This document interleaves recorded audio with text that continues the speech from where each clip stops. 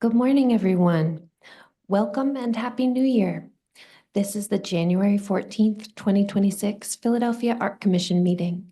My name is Catherine Liss, Acting Director of the Philadelphia Art Commission. This meeting is being recorded. By attending the meeting, you are giving consent to be recorded. The agenda and meeting materials can be found on the Public Meetings page of the Philadelphia Art Commission website. You may use the QR code on screen to access the web page. A link to the meeting recording will also be posted to the website once available. The agenda for today's meeting is listed for reference on this slide. We will be reviewing 1 item for reconsideration, 4 items for administrative review, and 2 items for final review. Please note that you are currently in room 18029. There are 2 doors along the side wall to your left. These doors lead to the elevator lobby. Restrooms are in the lobby across from the elevators. In the event of an emergency, loudspeaker announcements will provide safety information. If you do not hear an announcement, please follow the directions of security officers and staff.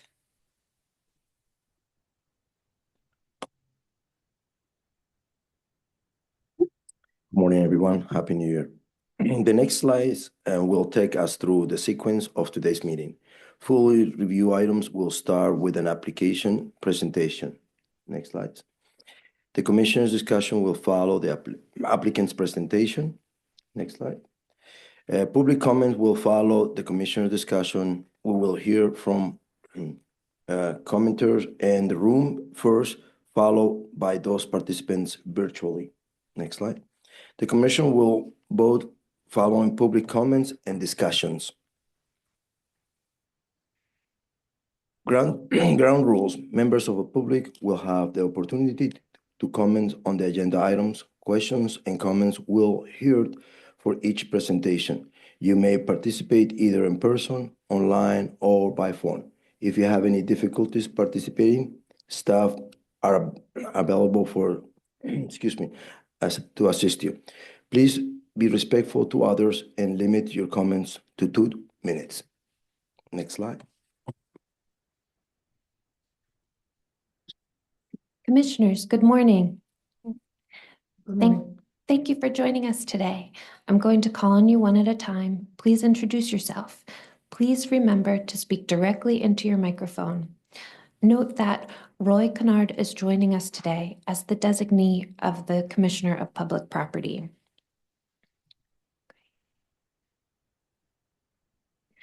Okay, and Commissioner Matthew, are you available online? Okay, Commissioner Roy. Roy Kennard for the Department of Public Property.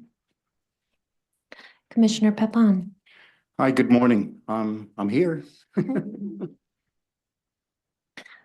Commissioner Rebecca. Good morning, Rebecca Siegel. And Commissioner Carmen, participating virtually. Yes, good morning. Happy New Year to everybody, and I can hear and see everyone. Thank you. And Commissioner Rayed. I'm here. Thank you. The Art Commission will be voting by roll call. I will ask commissioners for their vote verbally and individually at the end of each agenda item. Please remember to state your name before making comments so that people who are not here in person can tell who is speaking. I will now pass the microphone to Commission Chair Rayed to call the meeting to order. We now call the meeting to order and announce a quorum. We will proceed with the matters on the agenda. So we have a report of the Sign and Steering Committee. Did you guys review it? Do you have any questions, concerns? So call members of the public comments on the Sign and Steering Committee. We have no raised hands online. Okay. Call for for a motion on the December 17 sign and street committee report. Motion. Go ahead. Second. Good. This is gonna be a roll call? No, consensus. All in favor, say aye. Aye. Aye. Any opposed? No? I just abstained that. Okay, thank you. So, it passes. Next. Okay. Next on the agenda, we have a reconsideration of a decision of the Sign and Streetery Committee. This is a decision for a Chase Bank location at 12329 to 29 Chestnut Street. For context, projecting signs at this location are prohibited by code and require a variance in addition to the approval of the Art Commission. This property is additionally constrained by the building's historic designation and existing easements, which the applicant will discuss. There are approved wall signs on the property now. This reconsideration pertains to the proposed projecting sign only.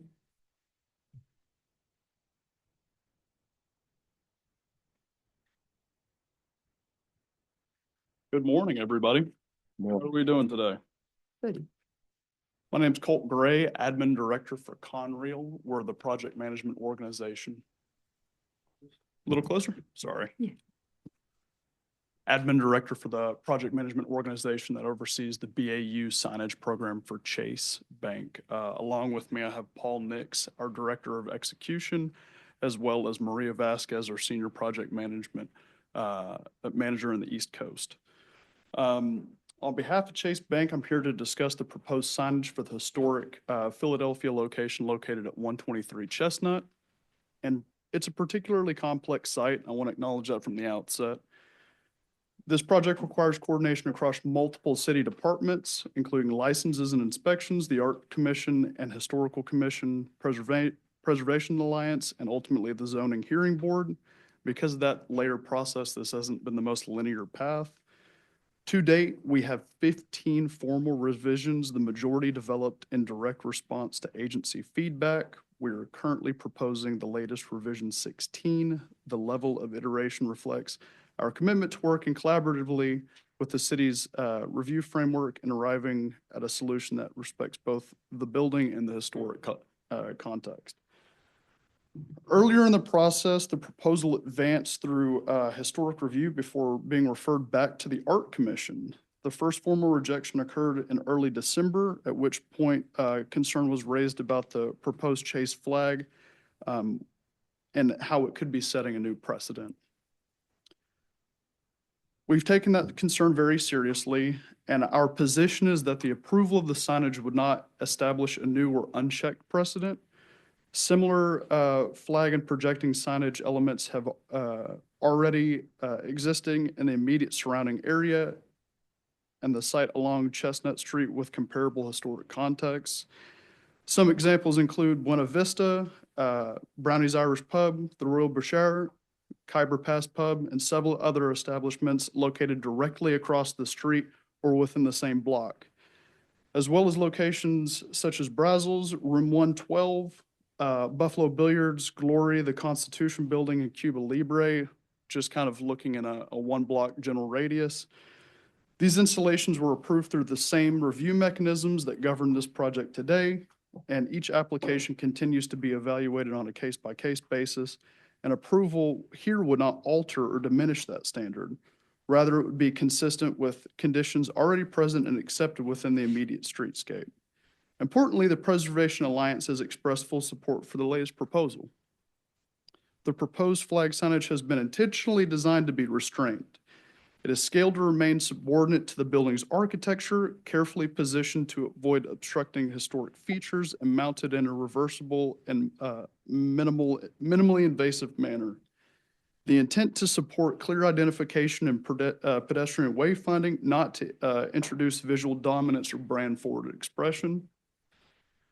We also recognize the importance of local expertise. Our team includes Stephanie Rimmer, a local permit expediter who is deeply familiar with Philadelphia's approval landscape, and her guidance has been instrumental in helping us navigate this process thoughtfully and respectfully. Chase understands the responsibility that comes with operating in the historic district. The location represents a long-term presence in the city, and our goal to ensure the signage reflects the stewardship while still meeting functional needs for the customers and the public. In short, our request aligns with many conditions already present and approved along Chestnut Street and has been carefully designed to remain subordinate to historic building and streetscape. We appreciate the commission's time and consideration and respectfully request continued advancement and approval for the proposed signage variance. Let's see if you got some.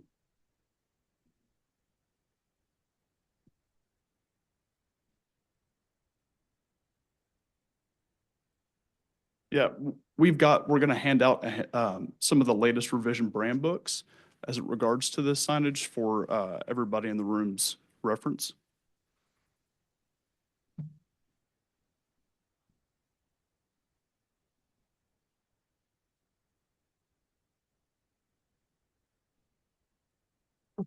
Commissioner Carmen, do you have a question?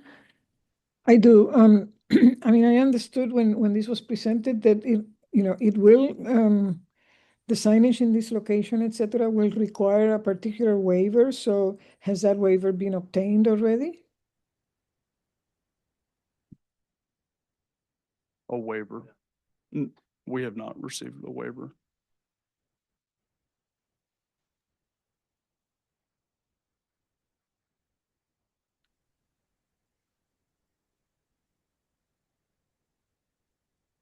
Oh, yeah, sorry.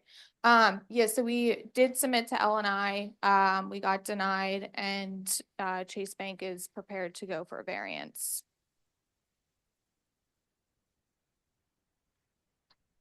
But that variance has not been obtained yet. Correct, it That's has correct. not. Does that preclude us from voting?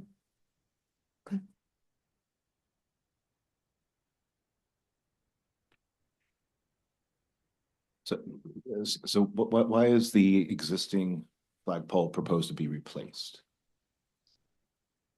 Additional by protrusion. Projection. Right. Yeah, the projection of the existing flagpole, which has been there since the building has been there. The projection, we were told, is too far over. The projection is too far over the street, over the sidewalk and street. So as part of our revisions, all 16 of them, we've changed out that flagpole to a smaller one, less projection. And then also the flag, we've, minimized the flag on the pole. So we're utilizing these same mounting points since it's a historic building and we're not allowed to drill into the building at all. So we're using the existing flagpole mounts. And I'm afraid that the photos are pretty hard to read. Does the existing flagpole also have that diagonal, call it, but the diagonal piece that's higher? When you look at your page 5, you have the new bracket going back up to the building. Does the existing flagpole also have that similar bracket? It's hard to tell from the photos. Yeah, Yeah. no,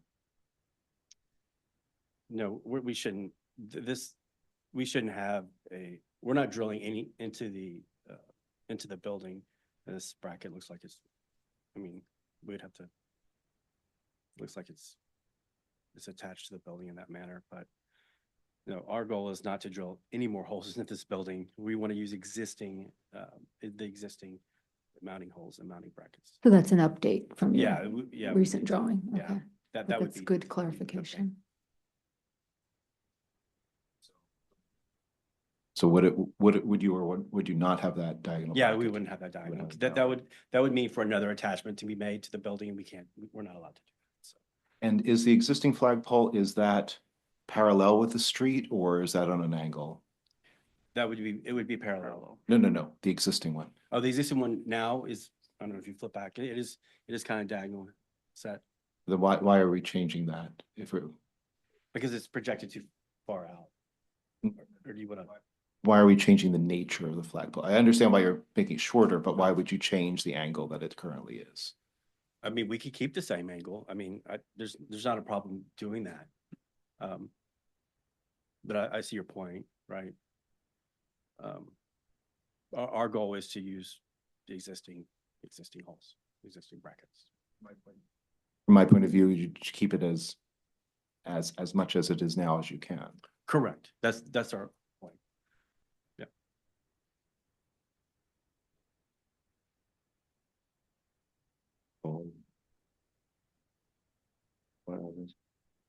Something else with the flag as well, it will be weighted on the bottom, so it's not a flag that would just twirl around in the wind and wrap around and have, we would have to come out and do that. So it would be pretty set in the space. And the flagpole would just be steel, painted steel? What is the material there? I would think it would be still, Galvanized, galvanized, non-rust. yeah, no, galvanized, no, probably be painted. To match the existing, yeah, we didn't go into detail on this, but yeah, it would probably be painted to match what it was existing.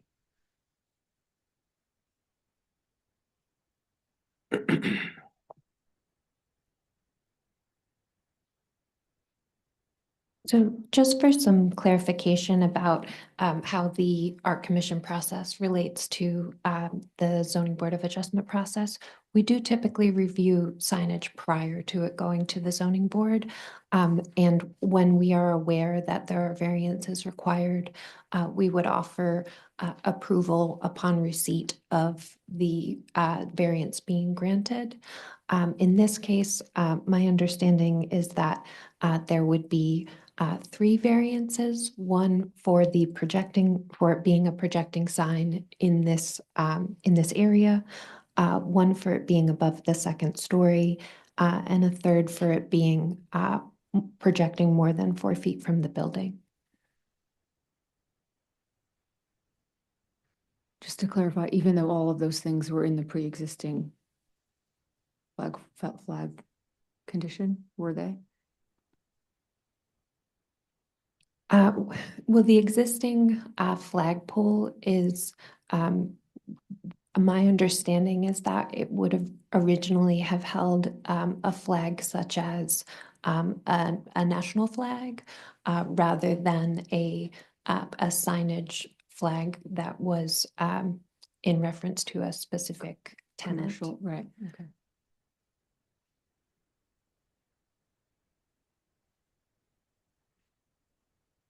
But the 3 variances were about the location, which it looks the same, the length, which was actually, it's going to be shortened. And this flag size. The amount of projection, so. Which also has been shortened, right? It has been shortened from where they originally began with their proposal. However, it's still greater than 4 feet, I believe. Correct. Can we go back to the design, with the measurement? There we go. What will it take to make it shorter than 4 feet? To make it shorter than 4 feet. Or at 4 feet? Because it's a 3x5, it would be within 12 inches of the building itself. And we're concerned about, even if weighted, it would be rubbing against the building, causing either additional damage to the building, the structure itself, and then of course the consumable being the sign frequently needing to be replaced. Right, but the weights itself, rubbing in a high wind scenario against a historic building, we're concerned about that causing damage.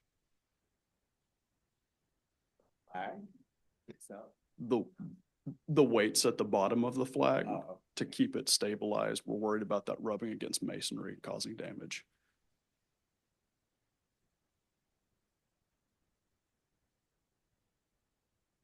I wish that the existing conditions photo was more clear and there's more information there. I mean, I think it might actually show a diagonal bracket. It's hard to tell, but there's also a finial ball at the end of that. You know, your drawing just shows a pipe that just ended. There's no, Right. there's no, you know, I think, and not knowing what the existing finish and color are, I mean, my opinion would be, you know, to replicate as much as possible was there, just cutting it back, and there's not enough information in this presentation to make that determination. Understood. Just doing the math on the 10 feet, if it's 4 feet before the flag, right, and then a 3-foot flag, Mhm. it doesn't look like there's, you know, up to 3 feet after following that.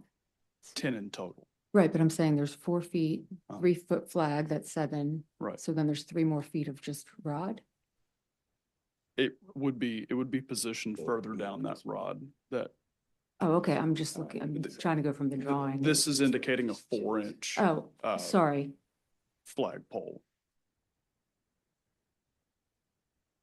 May I ask, what about the horizontal instead of being like that vertical, just make chase, because it's just a projecting sign, you just wanna make sure your clients will be able to see it. And instead of making it vertical, why don't we make it horizontal? That's something, Yeah. Horizontal rather than a hanging down 3x5, a 5x3. Or some variation where it says chase horizontal rather than vertically. Oh, Yeah. yeah, we haven't looked at that type of stuff. We're trying to comply with not drilling into the building and using existing. oh no, but it's just the flag and stuff in this way, you can do it horizontal, Oh, hang it horizontally. yeah. That's definitely, I mean, typically, we don't have flags that fly that way, but we could definitely do Well, that. your main sign is Right. horizontal at the Right, top, right. I mean, with Yeah, similar. We definitely would like, to, you know, we definitely want to do that. That's, What do you guys think? If we're gonna put anything up there, I prefer that what they're proposing, but more in keeping with the existing flagpole configuration. Because it's more like a flag.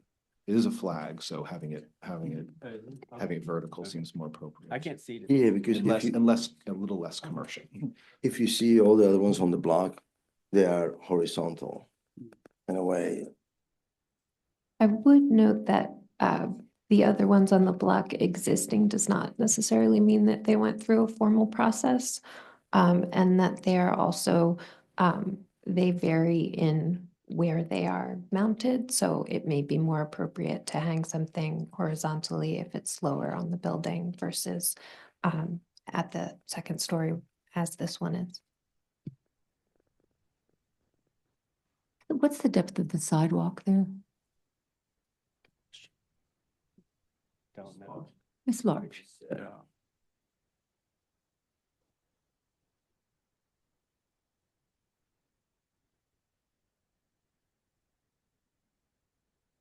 This is Jennifer Robinson with the Preservation Alliance for Greater Philadelphia.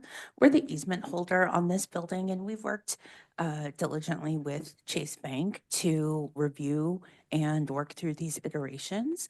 And our goals aligned with the Philadelphia Historical Commission goals are to cause little to no damage to any building through various tenants. We know that as tenants come and go, not saying Chase Bank is leaving, but as tenants come and go, new signs get added, things like that. So we want to minimize damage over time. I did look at Google Street View. There are diagonal brackets. And it looks like there might be 2. It could be 1 with a shadow, or it could be 2 framing a window. So we have worked with Chase Bank to minimize the damage using the existing mounting holes, which does necessitate it being put higher than you guys might normally permit, but that's to minimize damage to the historic masonry. So. Thank you.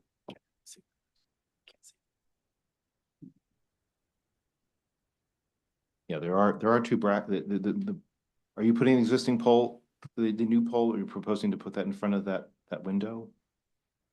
As the existing one is located? Because if that's the case, it is there, and then the diagonal brackets go on each side of the window symmetrically, That is according to Google Street View.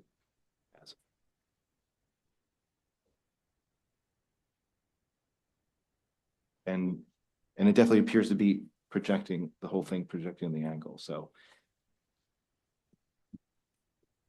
So it would be in the exact same location. Yes, it would be directly under the window. We do not think this design would provide any obfuscation of the window as it's designed. One consideration that we would have to take into account with a flag that's much closer to the building is it obscuring architectural details by having a flag almost right up against the building?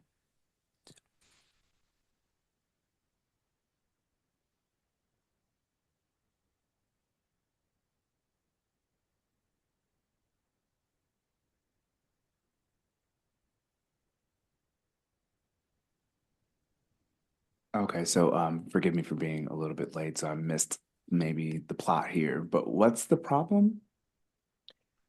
There are a few things. I mean, it used to be a post for a flag, now for a sign. And it's also on the second floor right now. And it was projecting way above from the building, from the 4 feet that is allowed. We don't want to set the precedent to other places and that will be able to post those flags. Okay, thank you. So if it's not the building itself that we're worried about the precedent, can we just like acknowledge, I mean, in this building, it seems like they've studied the impact of this decision on the building, and I don't really see a problem with what it's doing. The bigger question of like, is this setting a precedent that we don't agree with in this area? I think we need to just review that on a case-by-case basis, or agree that this is a single sort of incident that we're willing to prove. I don't know, that's just where Thank you. So yeah, the thing is, the 4 feet, we don't wanna, I mean, on the committee, we felt that if we set this above 4 feet, then eventually everybody will start doing the same thing, and it will look like, I don't want to, like it. Yeah, no, I understand that. I think, and I appreciate the comments from the representative from the Preservation Alliance. If I don't know the area and if this proposal includes any of that sort of surrounding conditions, but I don't know. I trust that they're monitoring. The Historical Commission is monitoring that, and for us, it's about what the impact on this particular building is. At least that's the way I see it right now. So, I do too, and I feel like that from what you all have said, that you've considered everything there is to consider. The building has an overhang, you can see here. So again, you don't want things close to it, so you've got a reasonable distance. I'm not sure what else there is to consider. I'm okay, I'm good with it, and this is part of, we have a tenant in a beautiful old building, so this is where we come together, and it's case by case anyway, that's why it's here, so other ones would be case by case as well if they were overtly offensive or something, or if you didn't want it in the area, but it seems to be common for these older buildings that we're working around really with the architecture, which is appropriate. My reservation is mostly about the flagpole itself, the proposed pole. I would like to see the new pole replicate the existing pole, both in angle, materiality, color, and the detail of finial on the end. Basically, just take, whether in reality or by replacement, just taking the existing flagpole exactly how it is and shortening it. So what was the original length? So this one's 10. What was the original length? Yeah, it's Oh, long so one. it was even longer. So That's correct. It was for a national flag. I that's all, understand, yeah. but in terms of obfuscate, like, with street view and this kind of thing, somehow that summarily seems better, and it is probably a smaller flag. It's like shorter than one of these tables. Yeah, so, 3 foot by 5. Yeah. The size of the TV screen. Okay. My concern is just taking an elegant flagpole and then putting in just a pipe sticking out of the Oh, building. well- Which is what the proposal appears, based on your drawing, appears to be showing, so. Yeah. Yeah. In fact, we probably could just, cut that pole down, I mean, and modify that pole at that time. Oh, sorry.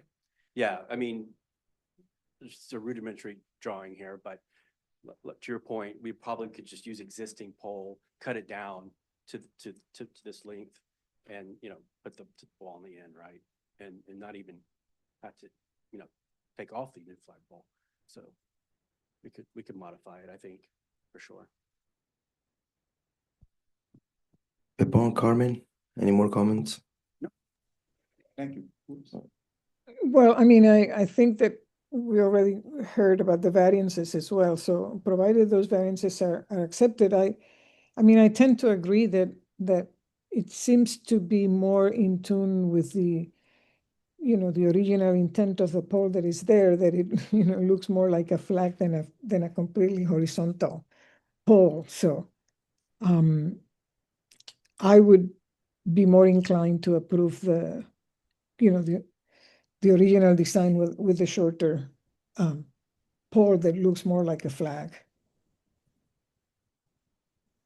Thank you. Okay, any public comments? All right, so can we add this,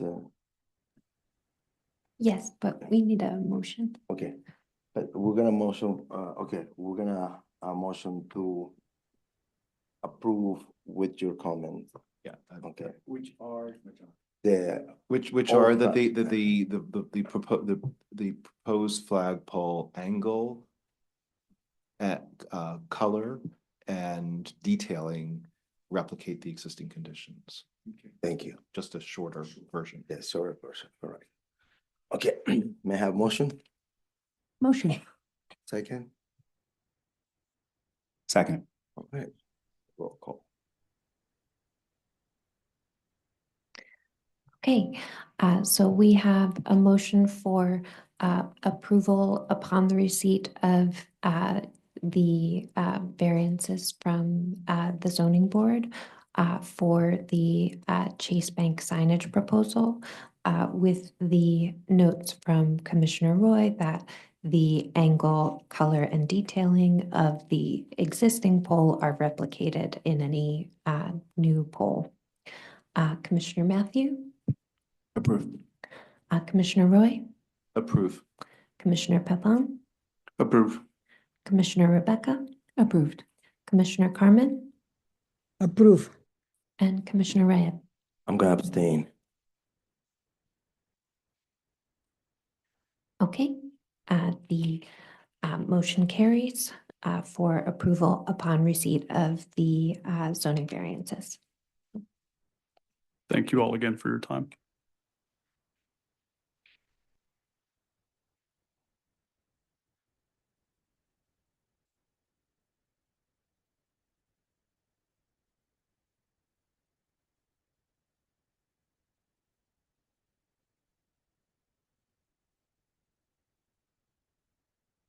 Okay, next on the agenda, we have 4 items for administrative review today.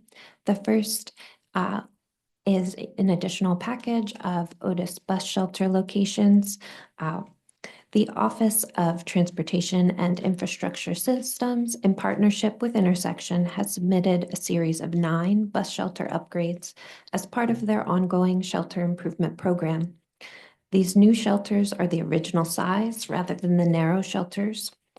For each location, the shelter's surrounding sidewalks are being improved if necessary, and each is also being reviewed by the Streets Department for compliance with complete streets and dimensional standards. In response to questions at the December meeting, Neil Gary of Otis has provided additional notes regarding the selection process of locations as well as maintenance. Regarding the location selection, he noted that the installation of new bus shelters aligns with the goal of the Philadelphia Transit Plan to provide bus shelters for at least 40% of bus riders. To reach this goal, high ridership bus stops are being prioritized. Prioritization can additionally occur in response to community requests. He further noted that bus shelter maintenance is performed by a consultant under contract for all shelters.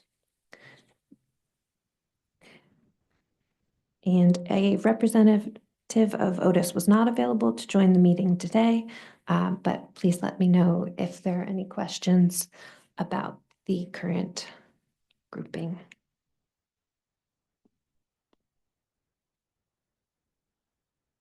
The only one I have a question or a comment or question about is number 7. At 33rd and Walnut. With the sloped site there and the position next to that building at, I guess it's probably a Penn building, Penn or Drexel. You really, the horizontality of the existing building there, you really notice that it's on a slope. And I don't know, I wondered if in situations where they have a sloped site, if they do any mitigation to, basically shim up, the bus shelter so it doesn't look so such a clash with the existing the surrounding conditions.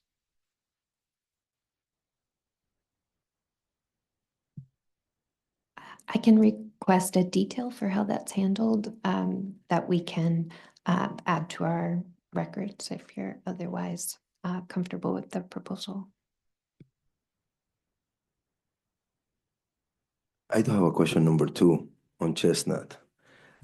It's just, it's a parking lot and I don't know, someone have to reach out to the parking company because it looks like if by looking at the pictures, those vehicles may hit the shelter eventually if they don't see it. I suspect that is a rendering issue and that the intention is not for that to continue. Okay. I believe that's the Toyota dealer there. It is a So it's- dealer. Yeah, Okay. but still, yeah, that's a good observation. That's problematic. I'm good with everything else.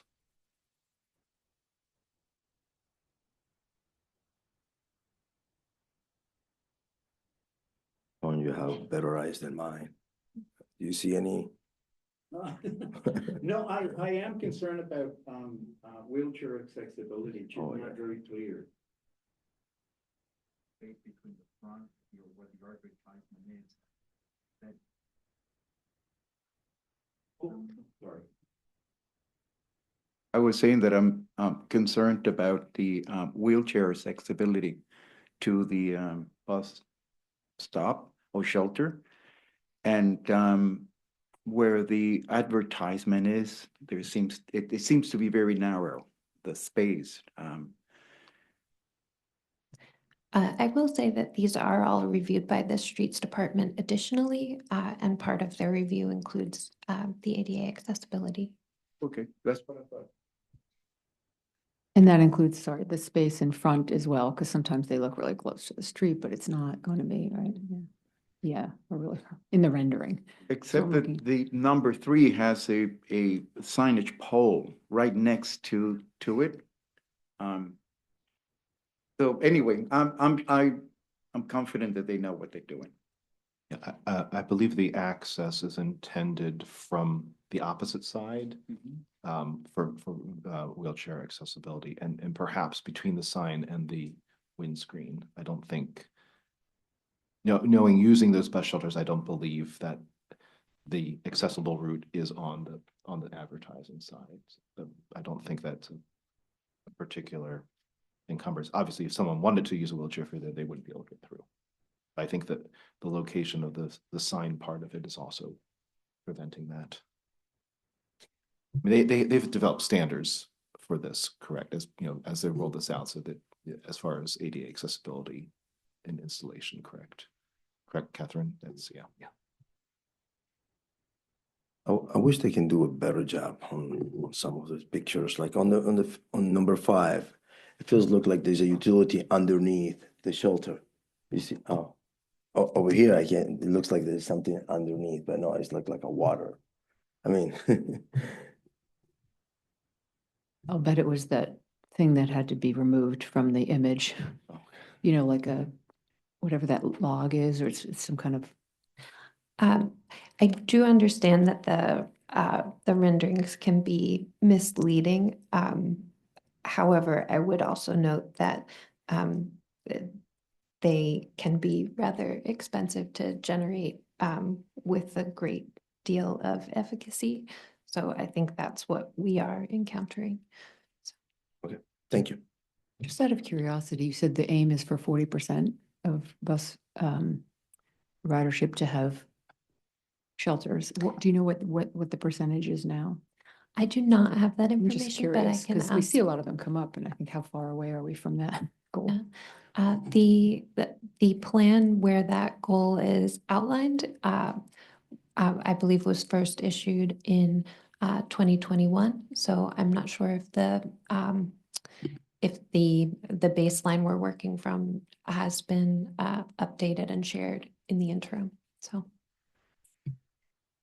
Okay, there is no public comments. May I have a motion for approval? Motion. Second. All right, so this is gonna be a consensus vote. All in favor, say aye. Aye. Aye. Aye. Opposed? No, ayes have it. Thank you.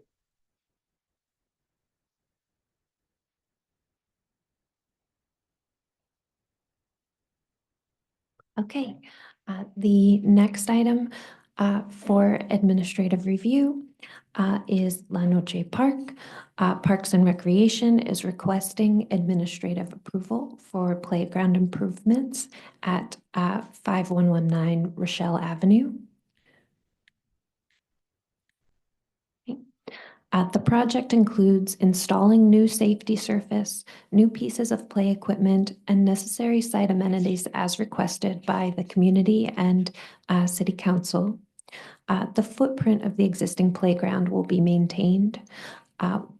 One dead tree is slated for removal, but a tree protection plan is in place to ensure that healthy trees remain so during construction.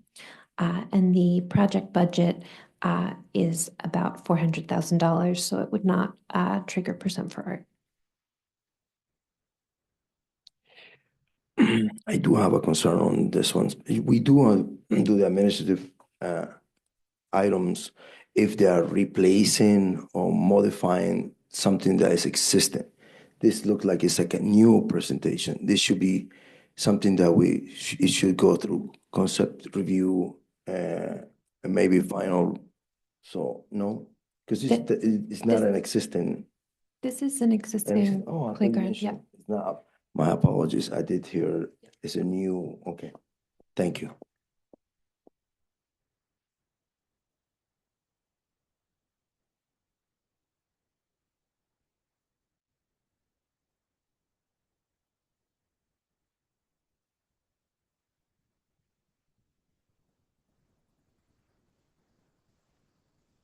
So they are replacing the trees. They are removing one tree, which has been determined to be dead in their tree assessment, but the remaining trees will be protected during construction and will not be removed. Thank you.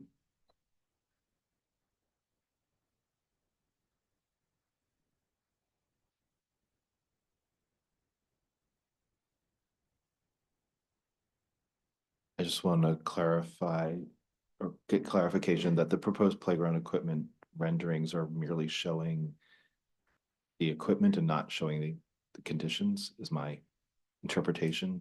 This because the trees and stuff, it doesn't show the existing trees, right? It appears it's just in a giant lawn area, but it doesn't show all those existing trees that are proposed to be kept. So when we look at that, it's not quite, it appears to be illustrating only the equipment, right? I believe that the renderings were meant to feature the new equipment rather than to speak for the landscape condition. We did confirm that no trees other than the one indicated in this plan currently showing are to be removed. We have to kind of use our imagination to put those trees in there. And are we missing a slide or just some information on the, the foamy, the stuff that goes underneath and kind of what that looks like? Or is that also implied sort of with those shapes on the grass without the trees? The materials. Yeah, like the, Yeah. what do you call them? The floor, the yeah. ground. Mhm. My understanding is that the safety surface will be The safety the PPR standard. Okay.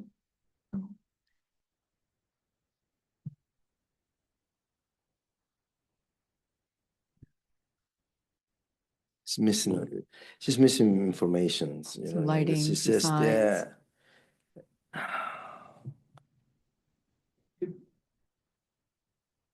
To me, it's also about the existing conditions. I don't have enough information as to what the existing condition or the rationale of putting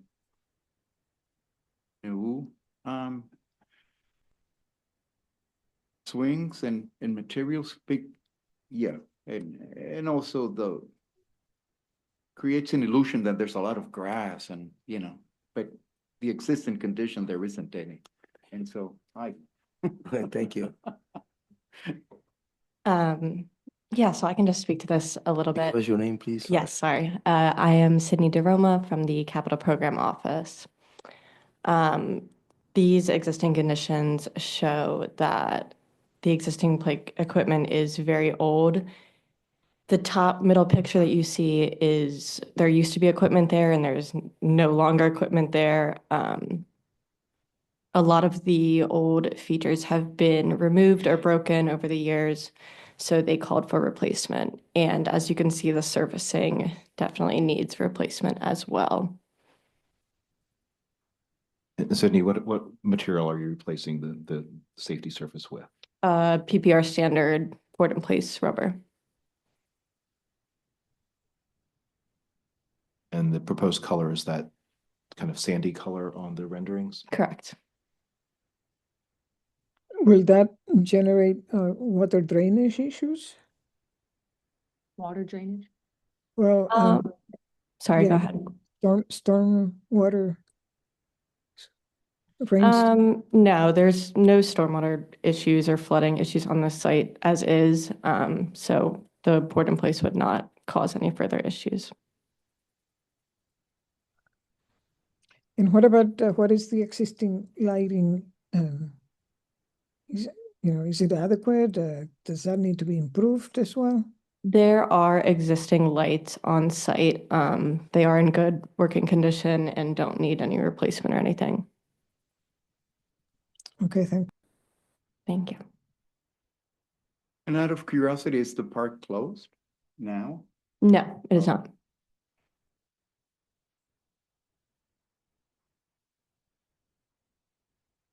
I mean, I love when you do these parks. This one looks sad.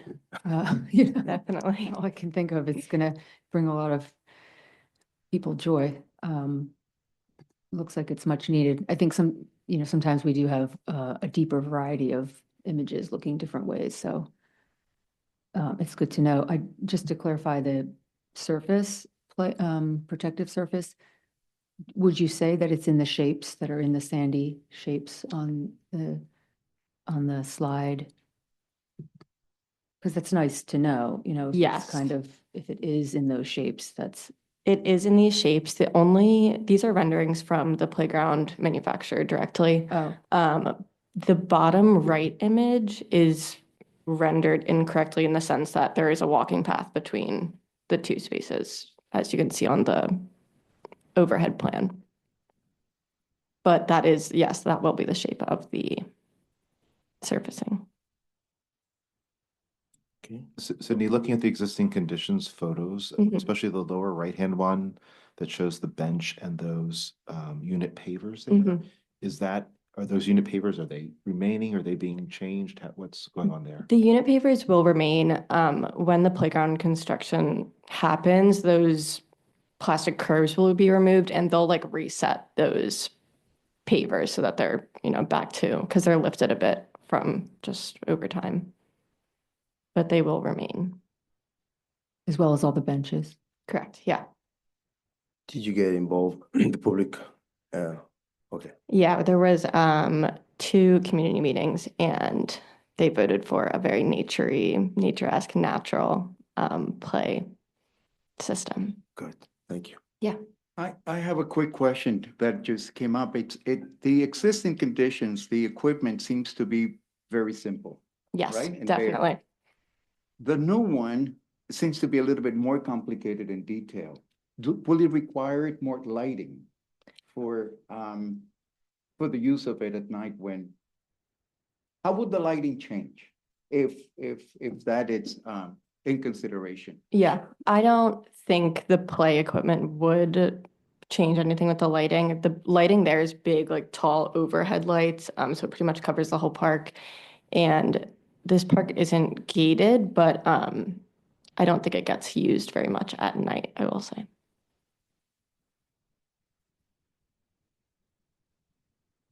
Okay, thank you. Thank you. Any other comments, Carmen? No, I'm good. Thank you. Public comments? We have no raised hands. All right, this is going to be a consensual vote too. If no more comments, may I have a motion? Motion to Second? Second. All right. So all in favor, say aye. I, Any opposed? All right, ayes have it. Thank you. Thank you.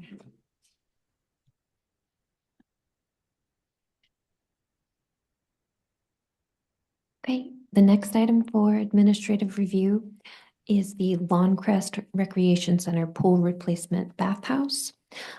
Parks and Recreation is seeking administrative approval for an additional element of the Lawncrest Recreation Center pool replacement renovation project, which was reviewed and approved by the Art Commission in September of 2025.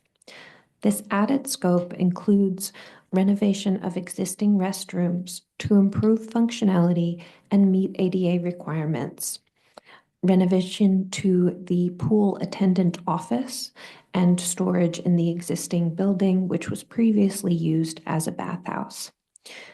A deteriorated perimeter brick wall at the entry to the pool will be removed and replaced with an ornamental fence that is consistent with the new fence approved for the perimeter of the rest of the pool complex. Any brick that can be salvaged from the original fence will be utilized in the renovation. So the work is primarily interior and will improve ADA accessibility and have a minimal visual impact.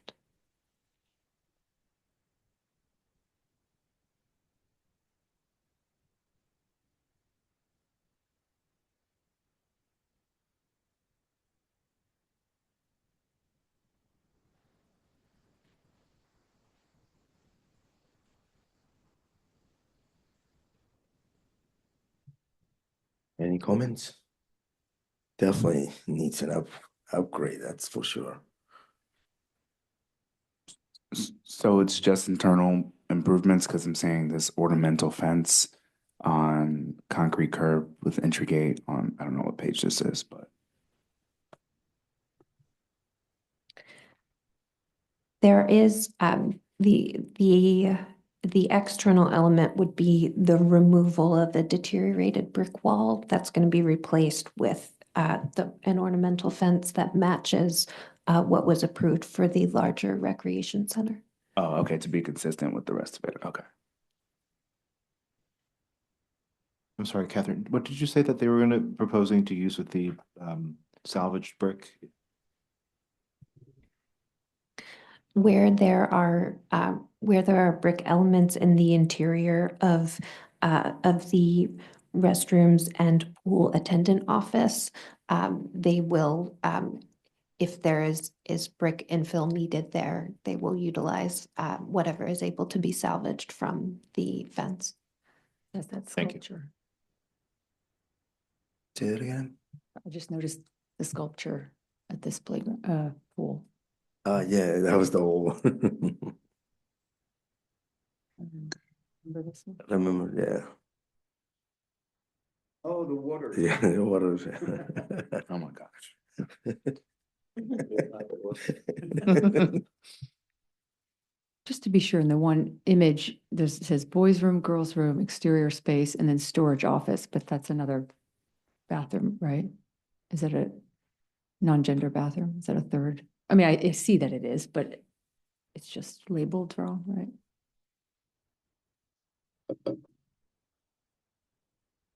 On the demolition plan you're referring to, right? No, the floor plan that is, no, it's above. I think it's above that. Keep going. I said it above, right there. So that's saying existing, is that what it is? Yeah. that- Yeah, oh, this okay, is what sorry. is existing, yes. Staring at the wrong words.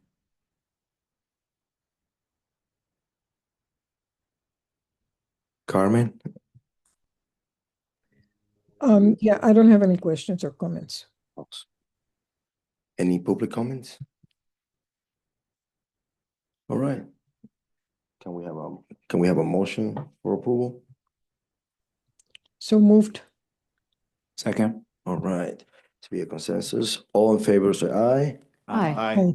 Opposed? Okay, ayes have it, thank you.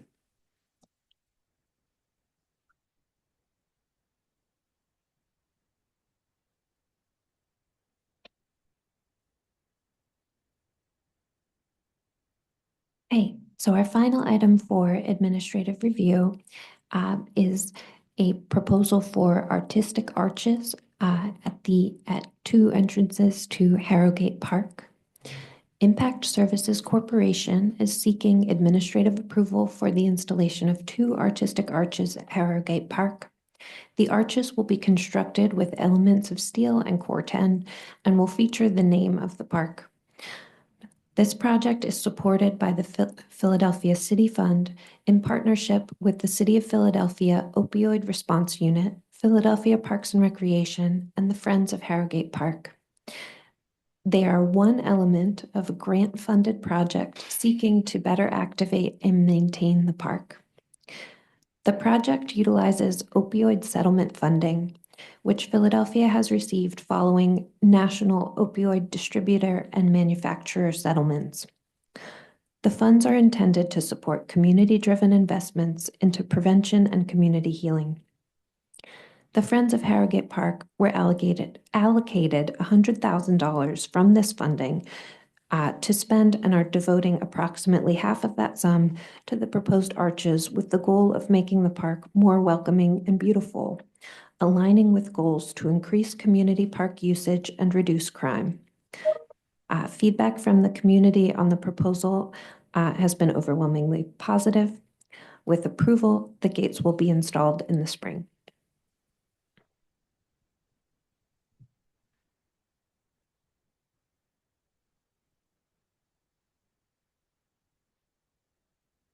You're welcome to come to the table, yes.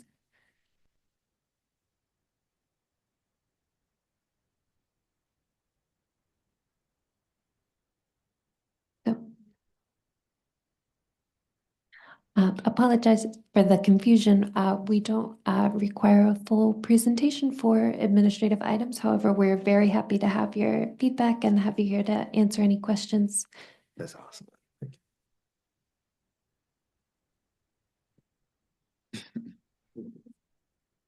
So is it, and what, how many entries, only on one or two you mentioned? Two? Okay. We just approved something for them not too long ago. For that part, no? A renovation, no? Maybe I'm confusing. Okay, sorry. I have a question. There's the concept rendering, and then there is the the slide entitled Plans A1, and the elevation of that looks very different from what is shown in the rendering, so which is being proposed? What are you asking? The If it's on flat ground, is that what you're? No, Oh. no, this image here, the Tioga Street elevation 2, Yes. looks very different. Catherine, if you're able to go back one slide, than this image. So I think that this image might be based on the Schiller Street side. It doesn't really have the trees, but No, I'm sorry, you must not understand. So the detailing of the arch with the filigree, the at the top, the bottom, and at the columns, the font of the sign, the woven cages around the base. That's all shown here. When we look at the elevation on the next page, Yeah. those I see. cages Oh. are not there. There's no filigree. The font of the sign is just sort of boilerplate. So the rendering is the accurate presentation. I think he just drew it more basically to show for the purpose, for installation.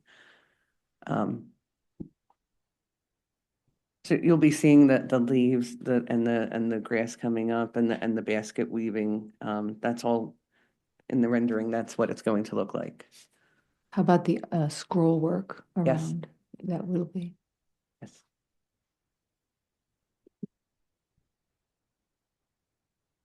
I Okay. have a, Oh, I, sorry. I have a quick question. So it is an it says an artistic arch, but I don't see the name of the artist. Who was actually designing this? There is going to be a brass plate in the rendering. You can kind of see in the center, he has and it's going to have the Friends Group, but the artist is Metal Ink. It's Joseph Campbell. And he's a local artist. His shop is 4 blocks from the park.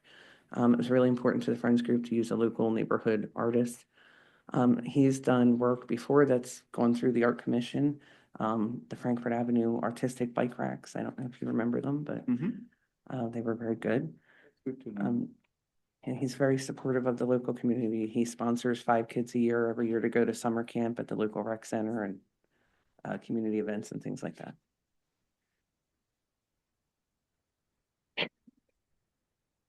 and is there either funding or a friends group or something of that nature to care for the plantings associated with the arch?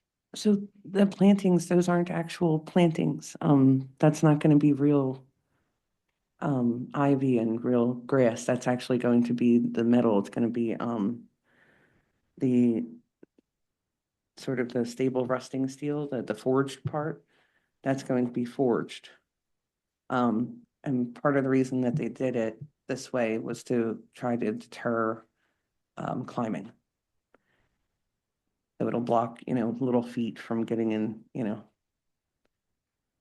But that's the decorative element, and it's a stable rusting steel, so it'll turn orange at first for a little while, and then eventually it'll get like that darker, and it'll be a different color always than the rest of so it'll stand out, but it won't be green. That sounds very elegant. I guess my concern would be how easy is it for someone to break those leaves and grasses off? So Impact Services is working on this project with the group, and we have funding for park work going forward. And what we've talked about is that cleaning any graffiti or anything off, Impact Services will help with, and that we will try to raise money if there are any kind of serious issues with it where something comes off. We could either pull from some of our funding or try to help raise money to make sure that these stay maintained over the years. We actually went through a whole care process with our cleaning team to figure out how to clean the stable rusting steel, because graffiti on it is actually harder to clean, but it turns out you can use a vinegar based cleaning solution. So Would all the materials that we see be the Corten steel, or because it says steel, Only the Corten steel and forged. stainless steel? So which How would that divide amongst the elements of the archway? So only the forged material would be the corten steel. That would be what you see with the leaves, with the, all the decorative, kind of the scrolling. And then the rest would be the stainless steel. Or, I'm saying stainless steel would be the, iron steel, yeah. Sorry. So regular steel, Yeah. not stainless steel. Yes. And would that be? I'm pa- sorry, I and would- didn't mean yeah, to no say problem. And would that be painted? No, I believe that this is going to be it's going to be a darker steel and it's going to be the original steel so that it has a kind of timeless quality, was what the group wanted. They didn't want any paint if it could be avoided because they didn't want to have to deal with anything chipping or, you know. Well, but if it's obviously the corten steel would be should not be finished, but for the regular steel in order to avoid rust.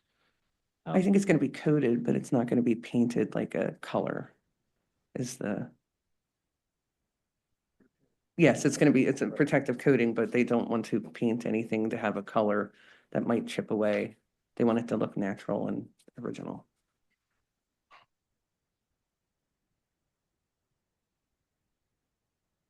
Anyone else? No, just as an aside, not to add to your burden, but it looks like the cement posts could use, you're going to have this beautiful archway. It'd be nice to, shore them up a little bit if they are in fact cracking. The Schiller Street view maybe shows one of them, but. So the capital improvements team actually has funding to come in Great. 2026 and 2027 to fix the sidewalks and the pathways in the park. And this is off of the pathway, so it won't interfere with that process at all. Thank you. All right, any public comments? All right, so can I have a motion for approval? Motion. Second, anyone? Second. Thank you, Mr. Second. Barnes. Okay, concessions, vote, all in favor, say aye. Aye. Aye. All right, any opposed? Ayes have it, thank you. Abstain. Abstain, okay, thank you. Thank you.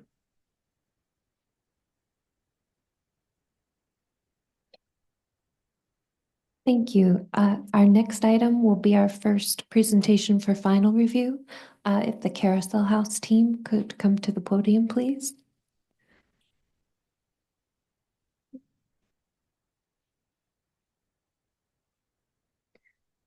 To note, this project was last seen at our December meeting. This project is being considered for final review, and it is appearing before the commission today as it is a construction project located on city property.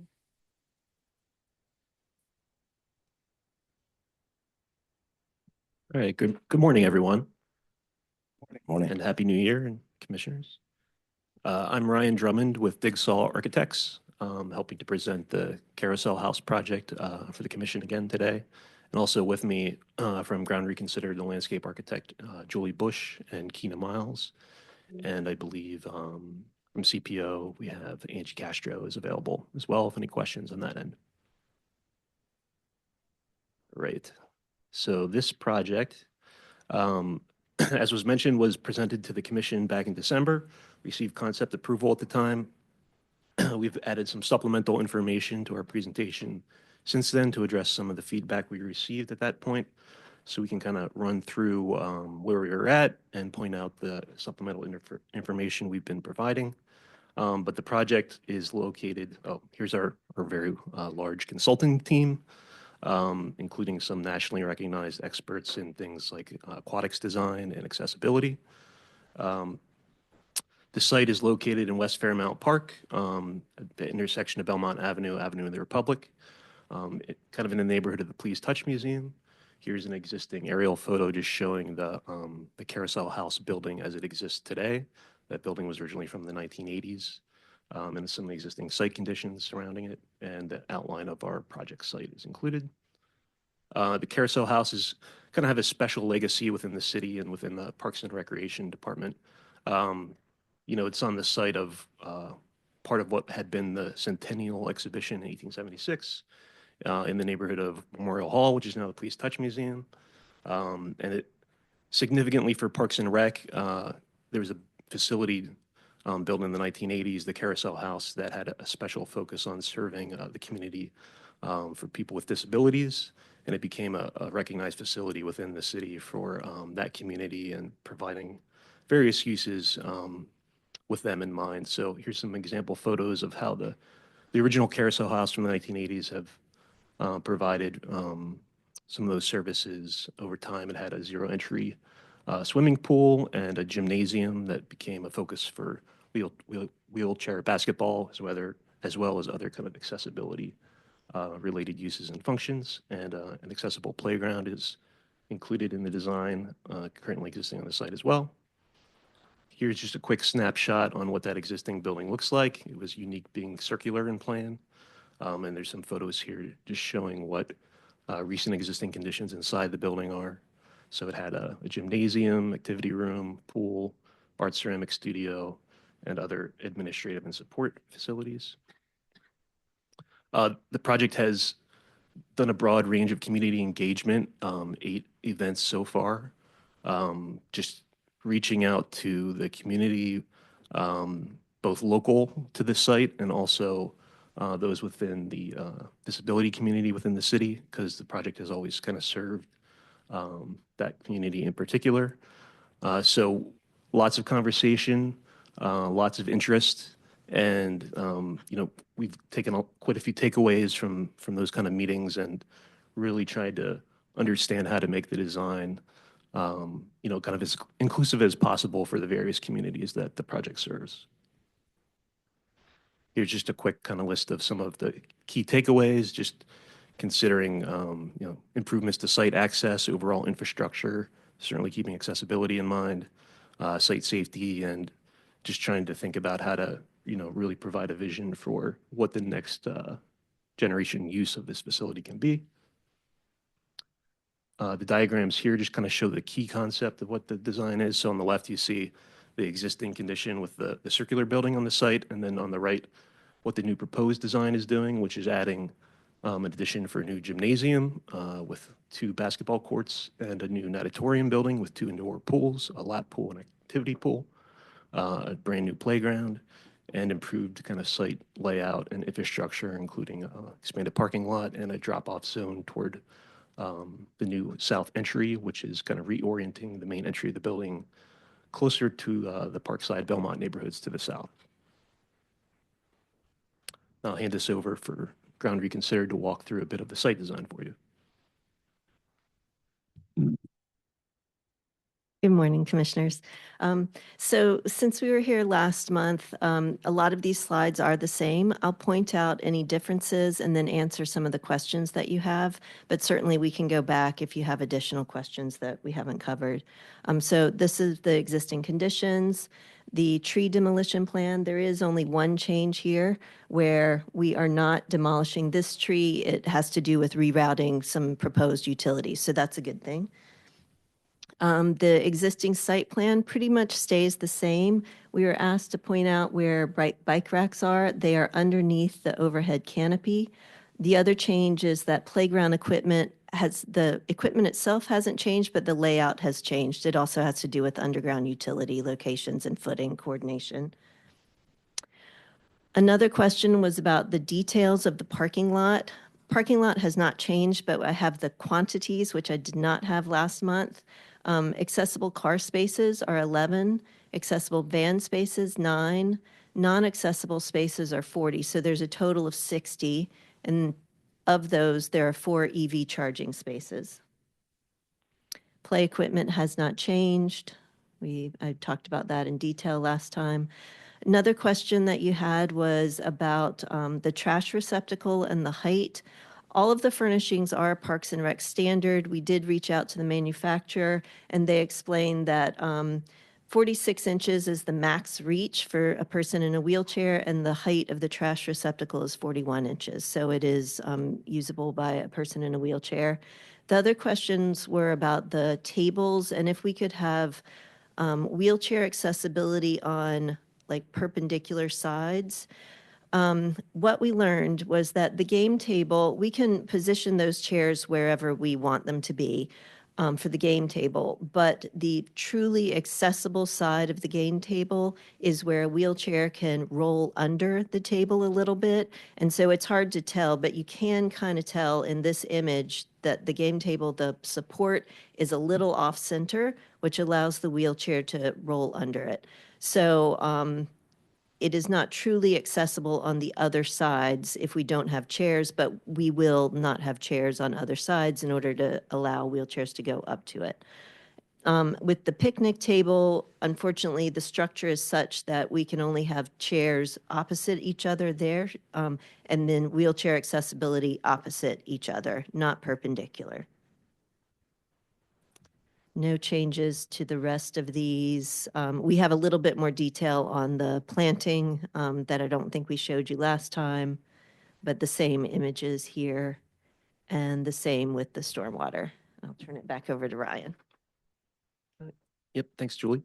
And just to show you again as a refresher reference, a bit about the building design itself. We'll start exterior, then go interior. These are just some reference images that help kind of inspire our thinking about the site context and how to think about the building design there with Memorial Hall, the Police Touch Museum just down the street, the Shofusu Japanese House garden nearby, and of course the Belmont Parkside neighborhood context of the row houses. Just an existing building condition photograph kind of showing that exterior, and the key moment that we find very inspiring is that kind of screen that wraps around the entire building, and we lovingly refer to that as the pineapple screen because of the interesting cutouts it has in the pattern. A diagram sketch just showing our big concept for exterior facade design, like thinking about that wrapper around the existing circular building and how we're maintaining most of that and expanding it to kind of wrap around the new volumes in addition and the canopy extension as well. Some of the inspiration we're taking from certainly that pineapple screen, but also other moments. There's a horse sculpture inside the building currently that we're hoping to salvage and replace in the new building as kind of a focal element in the new multi-purpose space, and some existing sculptural site poles to reuse on site. Some overall building elevations just showing overall facade design and kind of our use of material and color being proposed, kind of accent color patterns around the bottom. Some exterior views. This is showing the south entry with the main canopy extension. It's a gesture toward entrance. Overall material palette, same as before. Concrete panels, block walls, very durable materials being considered.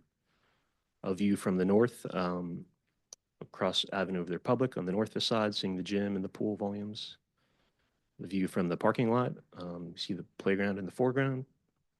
And this is a new view we added based on some feedback from the December meeting. This is a view looking down Belmont Avenue from the north. So you kind of see what the corner of the gym looks like as it kind of expresses itself from that street intersection. You see the call wall and storefront opening at the gym corner there.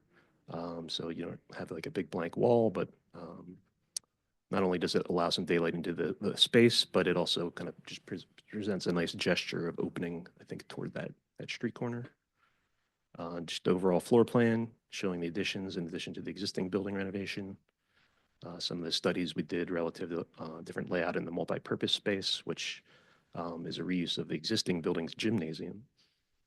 And some views in that former gym being used as a new multi-purpose space, and you can kind of see the head of the horse sculpture there to the right poking out. We relocated that in a niche to the side, and just how that space can be used for different kinds of functions depending on furnishing layout. And then a quick view of what the gymnasium would look like with the 2 courts, and also it has a mobility loop kind of going around the perimeter, as another kind of accessibility consideration of the project. And that's it. Thank you. Happy to answer any questions you might have. Thank you. Point, you mentioned something, I forgot what it was. I know what about the parking?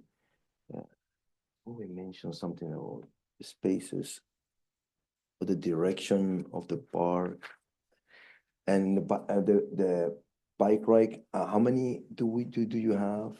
We have 7 bike racks, so a total of 14 bikes. 14, okay. Yeah. For parking, was it something to do with the accessible aisles in between? Yeah, that's what I think. So the civil engineer on the team has been laying out the parking, and so they have, all of the accessible aisles, and the accessible aisle for the van space is wider than the accessible aisle for the car space.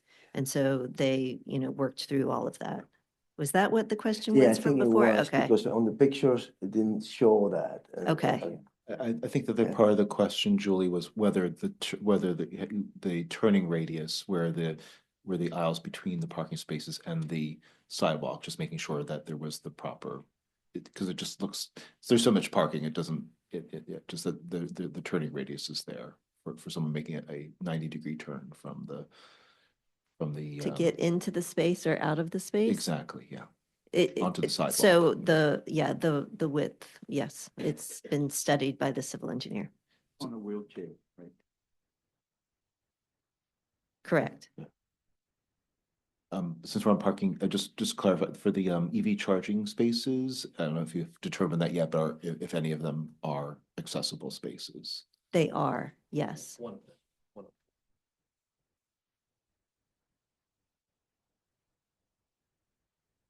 So there is no fence, is that right? No, there's an existing fence Okay. around the entire site. We're removing it. There are going to be gates at the parking that will be closed at night. And then there's an existing fence on the edge of the property that we are keeping because this is a sports field, cricket and whatnot is played over here. So we'll keep that fence there. Thank you for including the view looking south on Belmont Avenue, and it's really evocative with the morning mist or whatever that's in there. So that corner does look really elegant. One question I do have, as far as from an operational standpoint, there's the transparent glass at the ground level, which I think is fantastic. But I am a little concerned is that has PPR vetted that as far as from a security standpoint, from a privacy standpoint of whether that will be maintained in that condition. Yeah, that's something that we're having ongoing conversations with CPO and PPR about, because we definitely understand there's a desire to try to make the facility kind of feel open and welcoming, but there is a concern about safety and privacy as well. So we're exploring options that include the use of security glazing there that would either have a translucent kind of film on it for privacy to a certain level, or there is the PPR standard in glazed openings is actually to have a security screen, which is a perforated metal screen situated in front of the window as well. So I think we're entertaining both options right now and still discussing that with CPO and PPR to see what the desired direction might be. Anyone else? Carmen? No, I'm good. I mean, it's an amazing design, so congratulations. Sure. So can I have a final approval? Can I have a motion? Move for final approval. All right. Second. Make a second. All right. Okay, we have a motion for final approval for the Carousel House. Commissioner Matthew, Approved. Congratulations. Commissioner Roy, Approve. Commissioner Papan, Approved. Commissioner Rebecca. Approve. Commissioner Carmen, Approve. and Commissioner Rand. Happily approve. Thank you. Thank you very much. Thank you. Uh,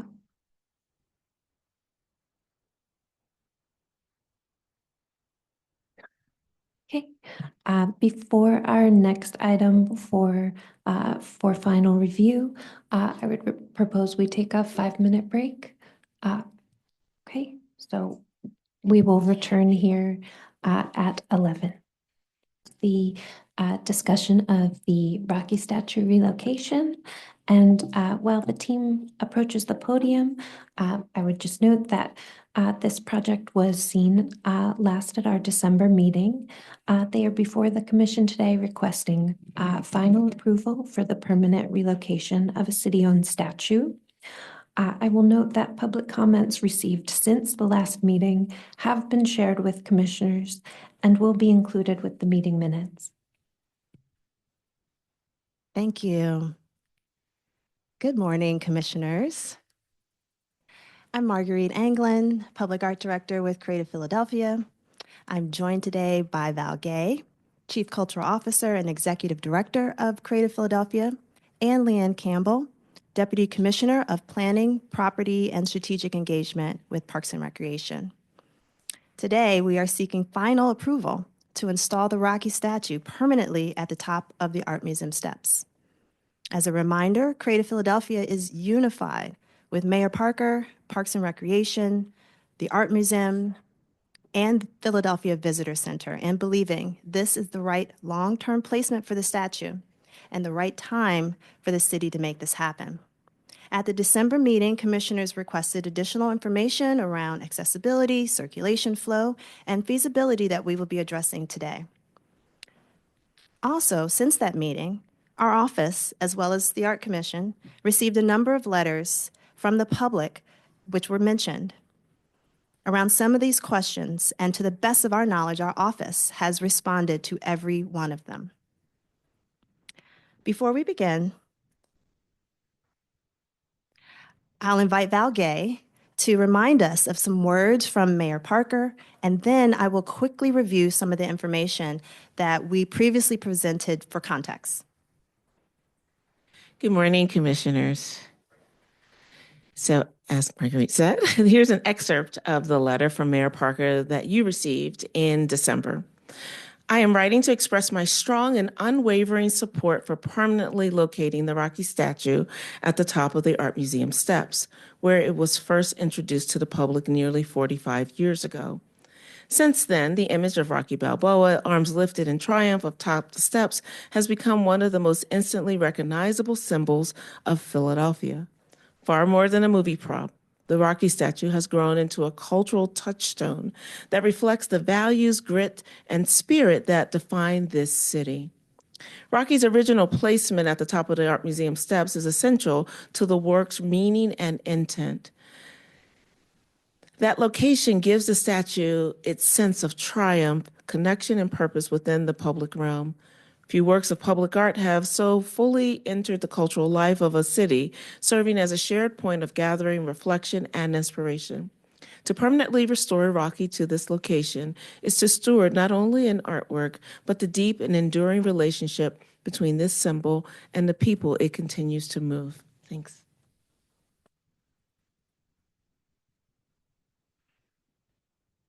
As a reminder, the Rocky statue was created by A. Thomas Schomburg in 1980 and gifted to the city of Philadelphia in 1982.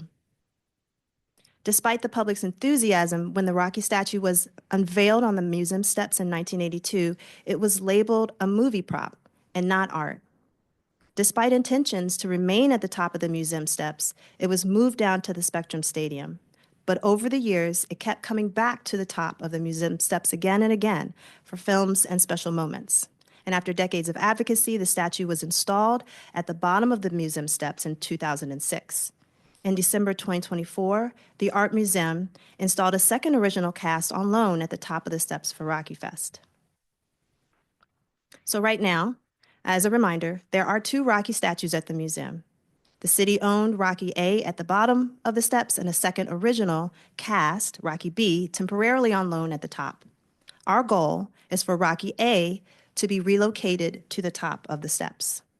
As a reminder, Rocky A will be featured in a museum exhibition from April to August 2026 before it is permanently moved to the top with this commission's approval. Rocky B would stay in place at the top during the exhibition so that there's always a Rocky on view, and then returns to the donor once Rocky A is installed at the top. I'd also like to quickly recap why the top is the right place for the statue. First, the top of the steps is where the artist intended it to stand, where it was first unveiled, and where the Rocky story lives. For many people, the steps and the statue are inseparable. Second, public meaning has made this Rocky statue a landmark. Despite being previously dismissed as a movie prop and not art, the statue has become the city's most loved and visited public art monument, shaped by millions of people who engage with it every year.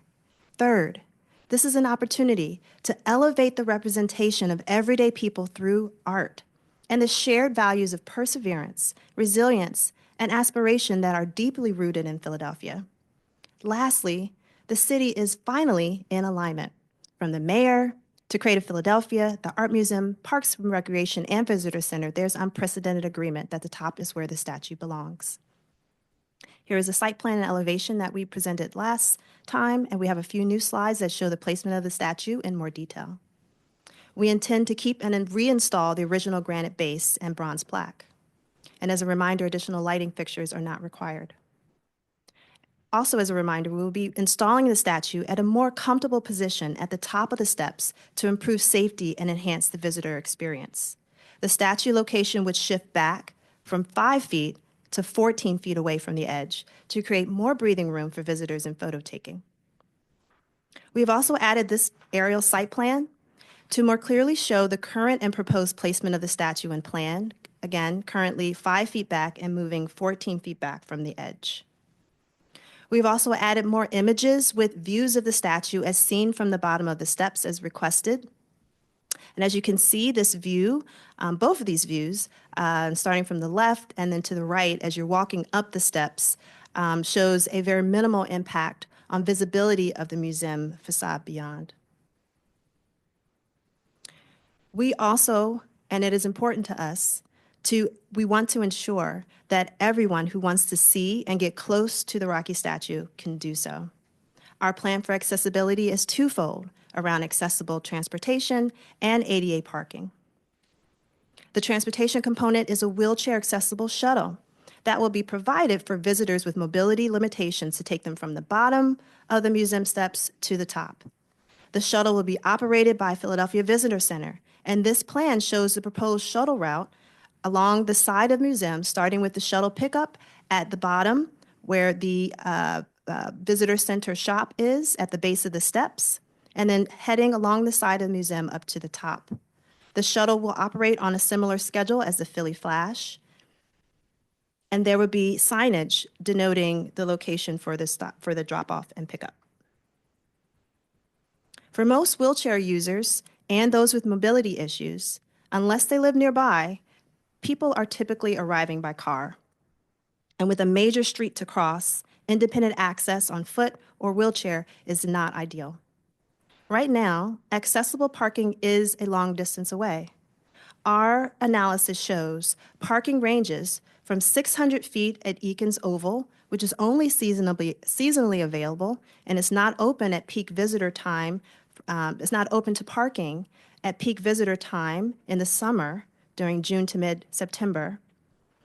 And parking also, so there's also ADA parking, but it ranges from 1,650 feet at the museum's ADA parking to 1,900 feet to the next nearest street ADA parking spot. And this impacts how people in wheelchairs access the site today. However, placing the statue at the top of the steps will bring Rocky visitors closer to ADA parking, just 450 feet from the museum's ADA parking spaces in the southwest lot, which represents a shorter and manageable distance compared to ADA parking access from the bottom of the steps, which I mentioned was up to 1,900 feet. We also studied how pedestrians historically have used the museum steps. Looking at aerial views and circulation patterns at various times throughout the years, we see people move up and down in a very organic and spread out way. Runners, walkers, museum visitors, and photo takers naturally find their own space. The steps are also very wide. At 120 feet across, they are about the width of an 8-lane combined north and southbound section of I-95. There's more than enough room to comfortably handle everyone. Because of that, major conflicts are not likely. The sheer size of the steps means runners and photo takers aren't competing for space. They naturally coexist. In summary, we believe the permanent Rocky statue will not cause major issues with circulation flow at the top. We are setting the statue further back to 14 feet, which creates a generous space at the top in front of the statue, and the 120-foot wide width of the steps are more than wide enough to handle everyone. As you can see, this diagram illustrates multiple activities taking place. Runners, museum visitors, and people coming to see the statue can all move comfortably without getting in each other's way. And even with heightened interest, these steps, as a reminder, are built for volume and will allow these activities to coexist successfully. So it was also asked our timeline, and this is an overview of that. So in spring 2026, Rocky A is temporarily installed inside the Art Museum's exhibition. In the fall of 2026, Rocky A would be relocated permanently to the top of the steps. And in the fall of 2026, Rocky B would return to the donor. And as a reminder, we do have intentions to propose another city-owned statue at this location at the bottom of the steps, which we are currently discussing with several partners. And we will bring that plan, once it's developed, to the Art Commission for separate presentation. And that concludes our time. Thank you very much for your attention. Thank you. And so on the shuttle, do you have a proposed timing? How is it going to run from 8 o'clock to 9 o'clock? Well, I would love for if Catherine Ott Lovell from the Philadelphia Visitor Center, who will be managing the shuttle, if she is on the line, she might like to take that question.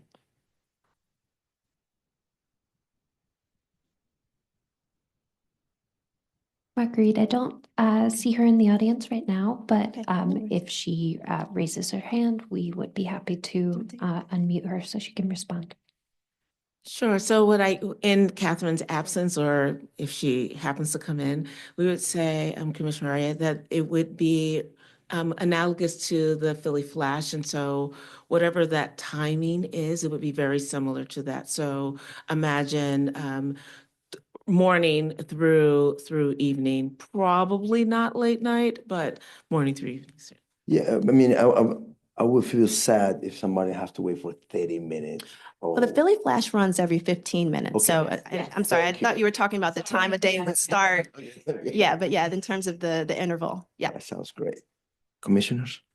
Since we're talking about the shuttle, I just hope that, hope there's, some study about the location, I just, anecdotally driving by there a lot. That's a very congested location with the crosswalk and everything there, and also with the potential to put another city-owned sculpture in that location, it might block the visibility. So I'm hoping that with your partners, looking to see if that is the best location or if there might be some adjustments. Thank you, Roy. That's a great point. Anyone else? I'd just like to share some thoughts. I appreciate all the public notes. I've enjoyed, in a way, really giving this a lot of thought. And my concerns, from last time you were here, access, safety, and I'm confident that the city will take care of that, that you're committed to that, if there's a few kinks, to work out and whatnot. And in terms of merit, we're not voting yet, but I fully support this. And what I want to share, because this is one thing that does come up, I believe it deserves to be elevated, actually, to this space, not just as a piece of sculpture, but a piece of cultural history, as you said. And indeed, in thinking of it through a pop art lens, which I think it has fairly become a piece of, it's a powerful example of democratic public art, where value comes from public meaning versus an institution. And I believe the statue, what I have seen and witnessed, functions the way that great public art does today, through recognition, repetition, and collective ownership and interaction. So I think people come because, not because they're told to, they come because it already belongs to them. And that kind of cultural legitimacy cannot be manufactured, it can only be earned. And I think it has been. And by that measure, I believe it's one of Philadelphia's most meaningful monuments. And I believe we should just get them out of the bushes, put them up top. Thank you so much, Commissioner Rebecca. I would say too, thank you. I personally agree with that. But also in my role here, I see that this opportunity, Rocky provides for us an opportunity to really broaden the landscape about art and public art, and particularly about representation. And we have been talking in our office for the last almost 2 years now of how do we elevate public art more deeply to connect to the entire city, not just the visitors who come in, but the people who are living here, the people who walk by the more than 1,000 pieces of public art that are currently around them, but there is seemingly no relevance. And so part of this, as we see it, is to not only continue to elevate this piece that organically grew into that, but how can we create programming that also elevates the art that's already around them, and also in the future bring to the city greater representation of the people who are living right here, right now, so that in the future, when they look back, we can see the cultural footprint that was here. And so Rocky is not, he's not in isolation. While is all things Rocky right now, I am clear that he is a part of, or the statue is a part of a larger narrative for all of us. Commissioner Carmen, you have your hand raised. Yeah, I just wanted, reiterate, my comments from before. I mean, I think that, as many of the comments of the public and as Pepon so eloquently, illustrated last time, I mean, this is going to impact the facade of the museum, no matter how we want to phrase it or frame it. And I still think that unless a concerted effort of, not only talking about, this sculpture and this movement as public art and how it's, been organic and the city has, taken into it and the public and all of that, if we don't use this as an opportunity to really raise the level of the usage of the museum as an institution of art, we are missing an incredible opportunity. And, I think that in addition to all of the programming that Val was talking about, I think that programming very specific to the use of the museum as a cultural institution and an arts institution in the city should be an integral part of this whole process. Thank you so much, Dr. Carmen, Commissioner Dr. Carmen. We totally agree. And we want our world-class museum to be elevated, not just again from a world-class or a global perspective, but for the folks in Philadelphia. There are far too many people in Philadelphia who have been here all their lives who have never entered the doors of the Art Museum. I will say over the years, the Art Museum has done a great job of creating more programming and opportunities. Our colleague Leslie, is here representing the Art Museum. Sorry, Leslie. And it shows unprecedented alignment with that. We would love for everyone who comes up these stairs to continue to walk. It's about almost 2 blocks to actually get to the entrance, but to be able to walk or go around the side or to get into the Art Museum. This is our opportunity for this amazing institution to truly become Philadelphia's institution, arts institution for all of us. And our intentionality is there.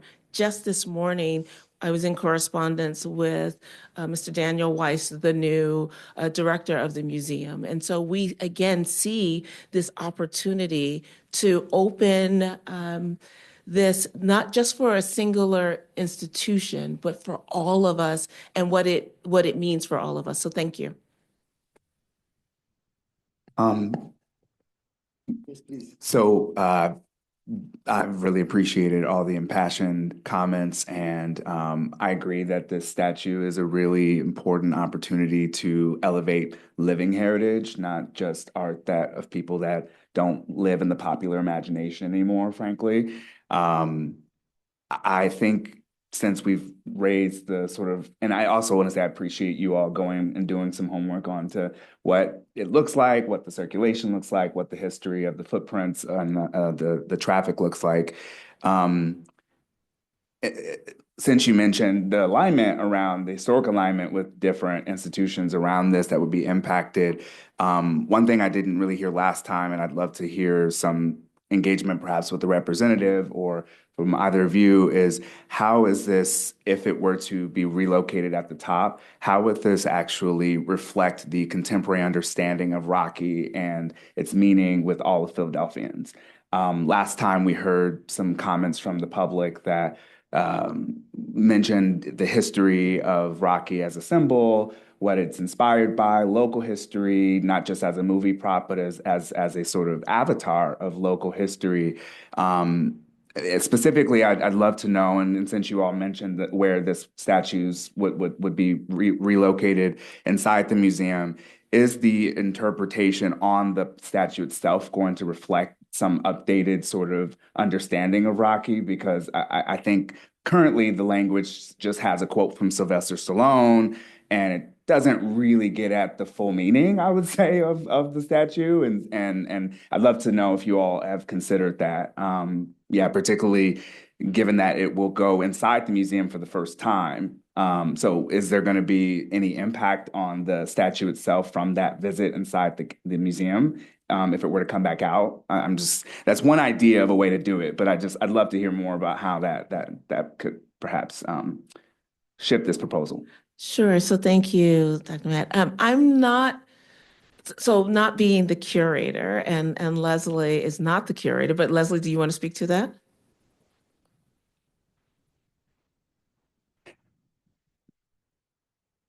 So, sorry. So with the exhibition that would be happening in April, the curator, Paul Farber, would be in charge of writing the label copy that would accompany the piece. Once the piece moves back outside onto city property, it would be up to the city to create and maintain that kind of label copy, if that's what they chose. Okay, The museum would not maintain that.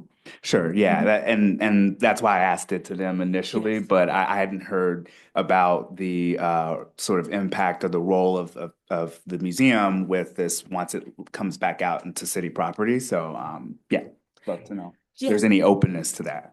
Absolutely, there's openness. I can't speak to yet the label on the granite base because that's a new concept, so we have to talk about that. But what I will talk about is overall programmatic and the narrative that will be coming from us, from the city, in relation to other sculptures and other public art. And so this does, again, open up the opportunity for us in ways that we haven't done before. I think we all do a really good job of engaging the community prior to installation. And then we move on to the next thing. What this provides us an opportunity is a blueprint for not only pre-engagement, but post-installation engagement. And so that gets to your point about the ongoing narrative, right? So this really isn't for us about getting the statue up there and then we move on. This really opens the door to how public art can be used in civic discourse, in the ethos of our city right now, to think about both contemporary and the past, as well as we think about the future.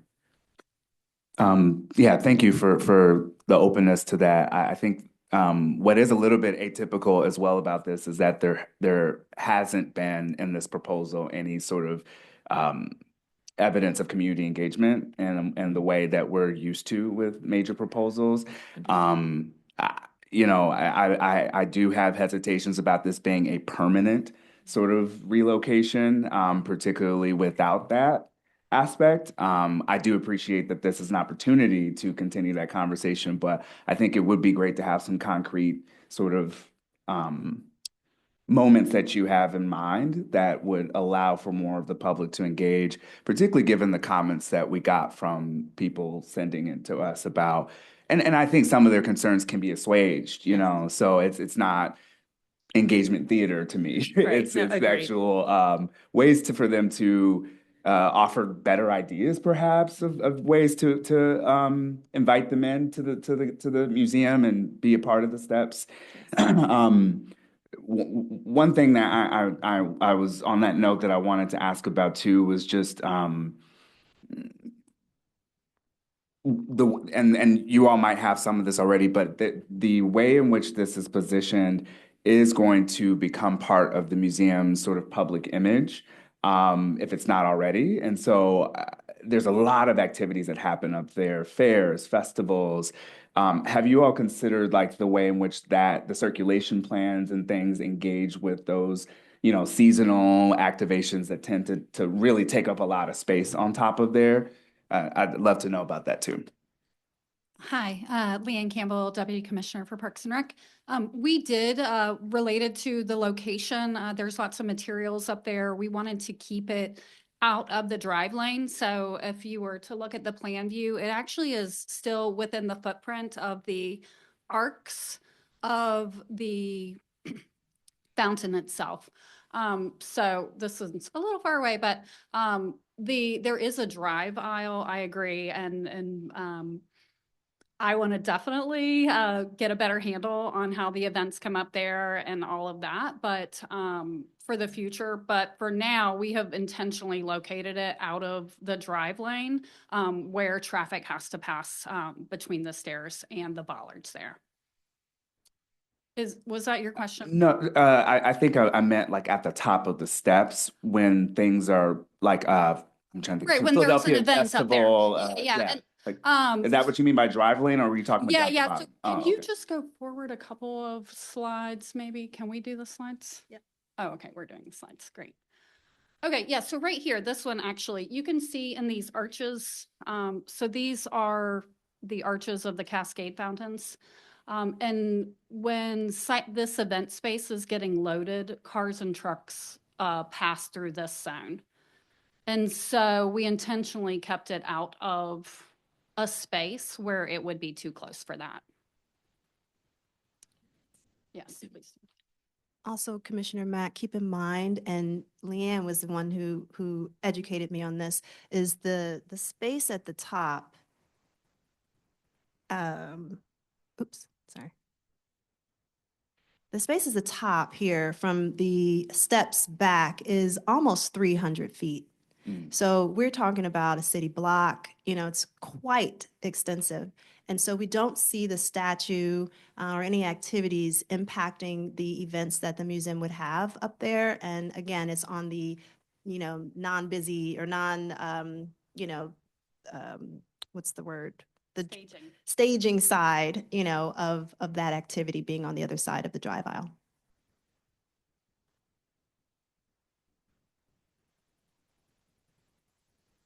Yeah, I've been very quiet because I'm literally, I have to say this. I walked around the city before this meeting and I looked at the public art and all the different statues that are in different places, and they all have a story to tell.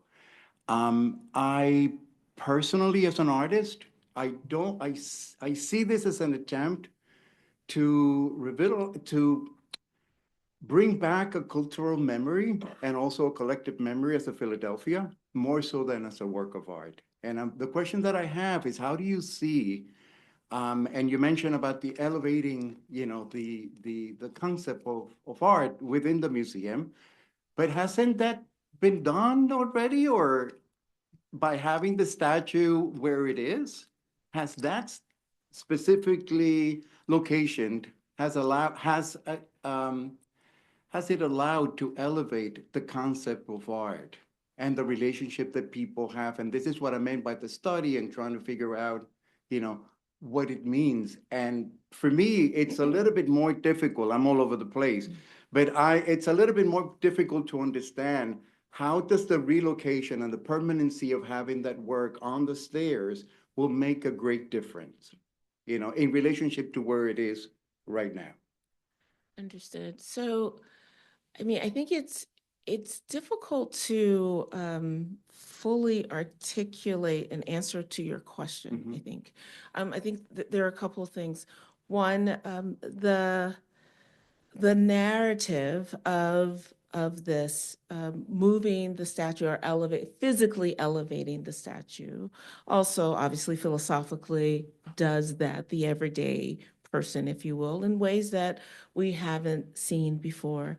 I think what this also does, and is for a separate presentation that will come to you, provides another opportunity for us to continue to, again, elevate art in the minds of everyday and the hearts and the lived experience of everyday Philadelphians who are living now. I cannot speak to what the average person in Philadelphia in 1850 or 1950, when art along the Parkway, for example, was installed. I don't know what their experience or their relationship to art was then. What we do know is that most of the people who come to visit Rocky are coming to this place. They are not coming inside. This is a really an opportunity to really change the full narrative. Will we make mistakes? Yep. Do we have all of those answers around that particular question? Not yet. And much like how organically I believe that Rocky has become this icon, I think with our intentionality and with the people, we will have a different narrative than what we have currently. And then again, having all of this space, there is a blurring of the what is art and the representation of people, if you will. And we are leaning into that blurring space that is a little messy, frankly. But to Dr. Matt's question too, it provides for us an opportunity to bring the public into a conversation that heretofore we've been left out of. Well, I think that the question of what art is has been on the table for many, many years. Yes. However, I have paid, after our last meeting, I paid a lot of attention and looking at the interaction that people have with the work, as it is, right now on the bottom of the stairs. And one of the challenges that I have personally is that I don't think that people see it as a work of art. People see it as an iconic structure. And they're relating to it, and they becoming part of a larger, a collective memory in Philadelphia. And that's what I'm struggling. And I'm struggling with what Dr. Matt had mentioned about the permanency and what does it mean? And I have this tremendous responsibility on my shoulders that I feel like if it doesn't work, then what's gonna happen, you know? That's what I'm struggling with, that if it doesn't work, because I don't think that and I guess you can see what I'm voting, my vote, but I don't see a deep connection and a deep conversation that leads to a positive outcome at the end. I don't see it. And I am, I'm an artist and I teach art and I'm a professor and I know all the consequences that come with this at the end, and I have lived enough experience with controversial work to know at the end what it means. And I don't want to leave with that responsibility and basically impose that into the Philadelphia. I honestly think that where it is, it could become a wonderful trial. A trial to see how other people relate to it as a work of art. But right now, I don't see it. And I stood there for many hours. And the same, with the sculptures around. I'm curious also as to all this new pieces that sculptures that are being put out and are being proposed, and how people will have a relationship to them. That is very different from how they relate to this fictional character, Rocky. Can I, and thank you. And I hope I'm making myself clear. I'm like I think so. I'm not trying to convince anyone. No. I hear you. And I just have a lingering question. How can you tell the relationship? How can you tell if when someone is visiting a piece, whether or not they are relating to it as a piece of art or as an iconic structure? I asked.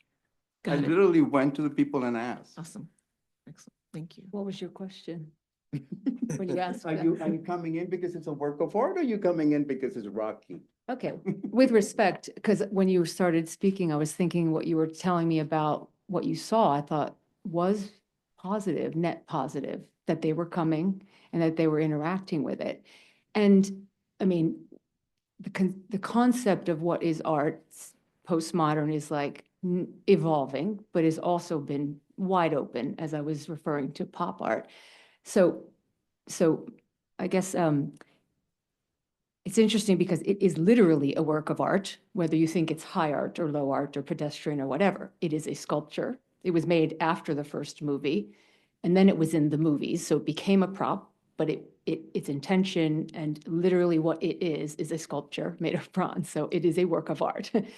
And so I'd like to add that coming from personally from appreciating a lot of representational artwork, so this versus the one I keep thinking about, and I was looking at other sculptures in the city that relate to pop art, like Oldenburg's clothespin, for example, which I need a little work with. Like, so if you have a program, I get it, but like, it's not getting me, you know what I mean? Like, so when you have that program, I will want to relate to that. And so then when I look at the two together, I think, well, at least this is a representation of a human being and its humanity.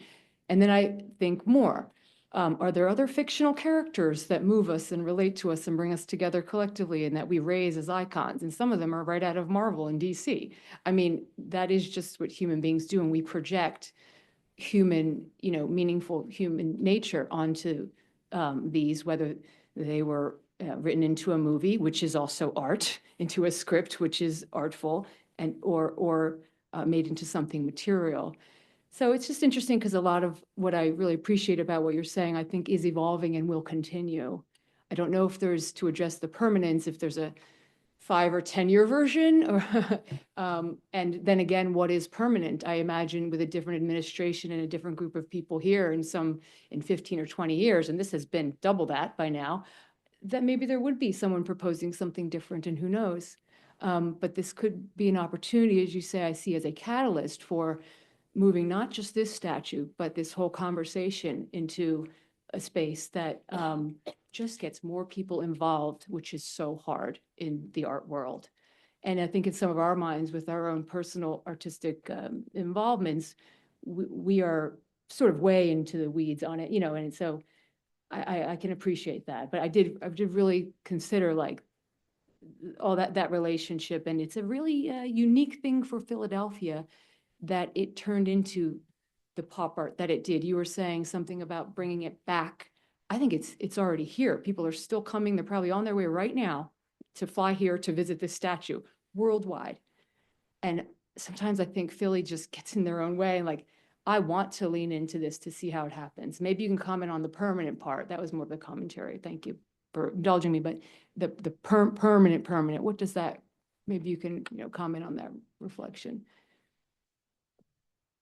Well, logistically, permanence, in terms of installing it so that it is sound and structurally able to remain over the years, providing a foundation underneath it, a granite or stone base that will support it, making sure that it's conserved and is able to be out in the elements for many years to come. The current temporary statue is actually weathering quite quickly because it is, which we are going to be addressing, but it's meant to be a temporary finish on that statue. And so those things would be obviously different for this Rocky statue. We would be putting in the infrastructure so that it can remain in place. And permanence could be 50 years. But as Commissioner Rebecca said, as we're doing right now, we're having another conversation about, relocating the statue, which is already a permanent location, quote unquote. And so, permanence, it can be anything that that the public and that this administration and that the city makes decision on. And so there's nothing to preclude it from being taken down, but it would be installed in a way so that it can, in respect to the artwork, that it can maintain durability and stay in place for years. Thank you. I just wanted to add that this is not only one statue, this is a series of statues. So we're talking about, the statue on top of, there's another one at the airport, and then there's another one that we don't know what's gonna happen to it. So in itself, it's a very different. And we are talking about it as if it's the only one, but it's not the only one. There's more to it. Right. That's the one at the what I airport. mean, yeah. Sure, sure. And so just to be clear and to be sure, the relationship that people will have to the Philadelphia Museum, if it's approved and goes permanently, will be different to the one that we have at the airport. Completely different, and two very different approaches and conclusions to it. Oh, that's The original is the original. Well, The that's original is original to you and me, and to the ones that deal in an elevated way of looking at art. Can I make? But to the yeah. general public, it's not. Don't we have an example on the Parkway, not to take a side one way or the other, but we have The Thinker by Rodin, which is also Right. fictional. Not, Mhm. there are others as well in the Mhm. world. So Mhm. there is precedence for that. There is precedent, but I don't want us to believe that very specific work that it's in front of the museum, it's the one that is gonna elevate and make a big change, because there's other ones around. It's the artist, and it's the consistency and the practice of the artist that makes that happen. Or the public who imbued it with such meaning. I mean, so then there's various paths. And I would say about what I perceive and ask people about the art museum itself, it's interesting if this everyday person is elevated.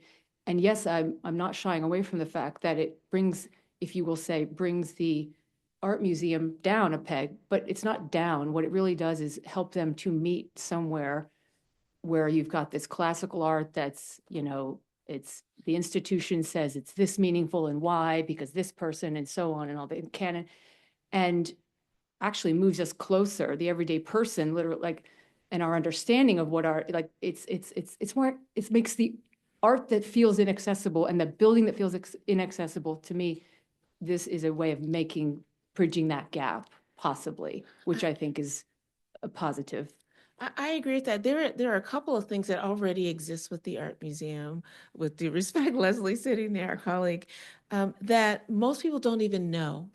And that I would love for us to elevate this conversation, that the Art Museum is one of the few in the country, if not the world, that actually is already collecting everyday artists, making a bet, saying, we're not sure if this person will become the iconic artist in the future, but we're providing for them opportunities to display their work. We're collecting their work.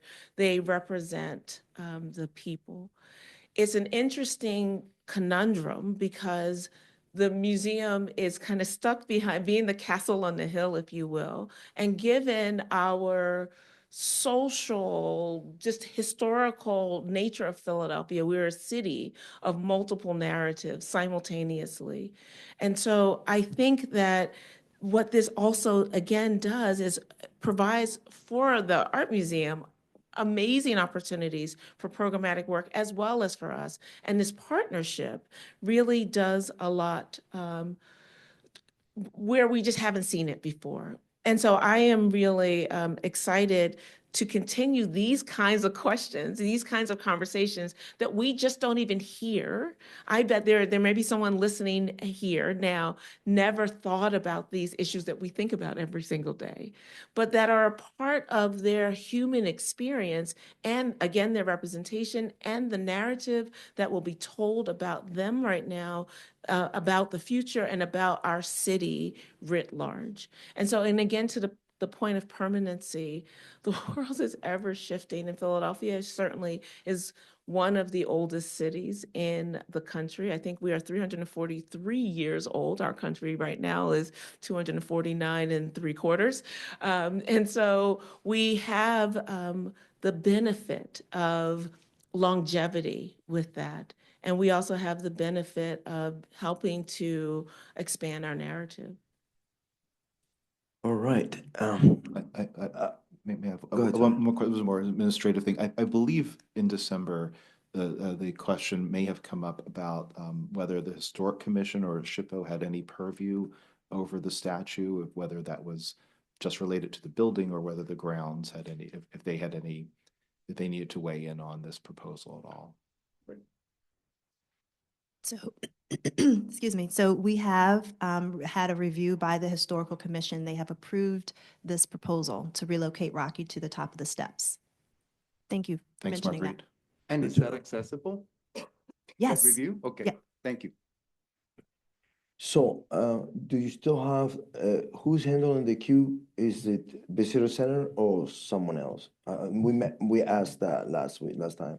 The queue to Yeah. see, oh, no, it's organic. There is, as in our proposal, the presentation, the steps are the equivalent of an 8-lane highway with the north and southbound combined.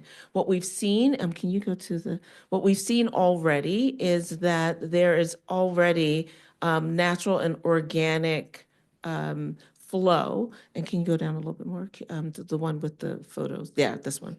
And so we see and we believe that this will be the natural egress.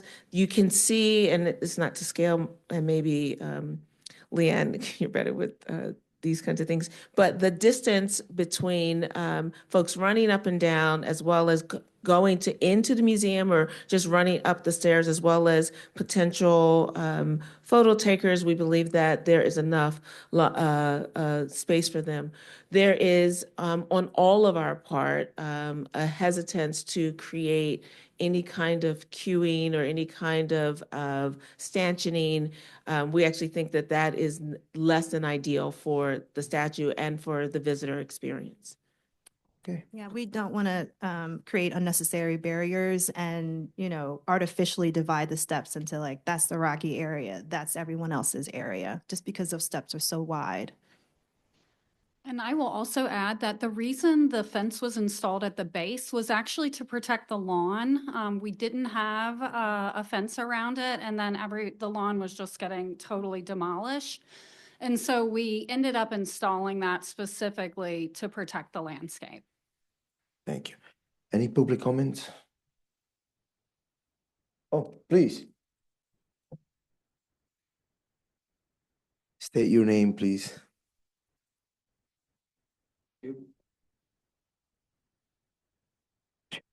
Yeah, thank you. My name is Steve Perzan, and I've already written a letter to the Art Commission and to the Creative Arts, to the DAG Commission, DAG organization. I certainly have an emotional attachment to the statue, as many people do in Philadelphia. It began back in, I guess, around 1982, when the statue was there. I started a petition to have the statue remain there. I remember going around with Oval and putting flyers on the cars. I also wrote to then, I think is your name, Eugene Fitz-Dixon. I believe he was the head of the Art Museum. And he responded with a small, maybe 4 or 5 line letter saying that the statue should not remain there, even though I wanted it to remain there, and that it would be removed to another place, which eventually became the Spectrum. I also, at a school that I was part of, we took a group of teenagers to the art museum, to the steps to see the Rocky statue. I sent in that photograph with the kids there surrounding the statue. And so I really, really like the statue a lot. And I thought that that's where it should be. I'm now 80 years old, a different person, and I look at the statue where it is. And it is very accessible. It is where an 80-year-old man doesn't have to climb the steps if he doesn't want to, even though he's not an invalid or an ADA. It's where many people just congregate And because it is not elevated high, it's still a blue collar statue where people can hug it, can walk up to it, rather than elevated in front of this great building 15 feet higher. It's a statue where you can go to and put a Flyers jack on it, right? Or drink beer by it, where it is now. And there's a statue where you can rub the sneakers and say, Rocky, I'm going to run up those steps. And then you run up the steps and you use your imagination to become Rocky. And that statue doesn't loom over you in your background. You are Rocky. He's not there. He's down there. And you become Rocky. That's what the purpose of that art is. That's the purpose of what that statue is. I also think, I don't know if you're moving, if this is just a little bit different. If you're moving it 15 feet back, you know, not many people realize that there are brass copies of Rocky's sneakers. And they're probably just about 15 feet back. It says Rocky, and you can stand on those sneaker imprints. They're not made of brass. That's a good enough tribute to Rocky, to Stallone, or whoever it is we want to immortalize. Yes, I think the statue should remain where it is. And does it make sense to say we're going to move the statue to the top of the steps, and then we're going to put another statue where we say Rocky is not accessible enough? It's a contradiction. It's a contradiction to move one statue to the top because it is not accessible enough. It's not a proper fit. And then place another statue there. I'll just leave it at that. Thank you. Thank you. Can I ask a question to him? Sure. Can I address? Sure. How many Philadelphians do you think you represent right now? I can only say I represent myself. Right, absolutely. But in a general sense, I believe. if it's not a fair question, it's okay. You don't have to answer it, but I'm just thinking. I think there are just a lot of people who like the statue as a statue. And I believe it's art. I don't think it is not art. I believe it is art. And I told the gentleman who was the head of the commission, museum that it was art. I believe it was art. I still believe it is art. But it's something that you need to hug and something you need to rub and associate with. To move it up there is going to remove that. What happens when you say it's permanent? Let me ask you, if 5 years from now it doesn't work out and you downgrade it, what's it going to say about Rocky and that a triumphalism? It's going to say it didn't work, as you say. You know, I did a little research. There's another third statue of Rocky in Serbia. And I have pictures of it and the story about that Rocky and what they think of Rocky. It's a determination. It's an ethos. I agree with all those things that the statue means. I think to put it at the top takes that possibility of me being that Rocky. I can no longer be him at the top of the steps. All right. Okay, no, but I need to say this. In terms of art, what you reminded me in terms of art is the intimacy that we have with a work of art. And somehow that's, you nailed it. And I was trying to say that will be lost if it's put in a much higher place where I don't have that connection to a work of art. And that's exactly what happened to me when I saw the pieces around, the city, the public arts pieces, that I connected to it because it was accessible and it was in front of me. And then I just went on and did whatever I need to do. I'll just be quiet from now. No, Okay, I won't be quiet. quiet just to say that I think you could hug it just as much. And there's another point. if the statue is the same, another point that you're meeting Rocky up there. You know, you could look at it from a lot of different ways, you know. Gotcha. We don't want, It's thank your you. goal, Thank you you know for your what I'm saying? We're not gonna create a debate here. Thank you. Okay, anybody else on the public? Yes, we do have another raised hand. Can we address maybe some of the concerns that were raised? And want to thank you so much for your beautiful statements and your own personal life, lived history with the statue. It really, in a lot of ways, embodies everything that we've been talking about. I want to address a couple things that you mentioned. One, we're not proposing to relocate the statue because it's not accessible now or because it's not a proper fit. We're proposing to relocate it because it is not the original, it's not the intended position for this artwork. It's not the original intent of the artist or of the donor or of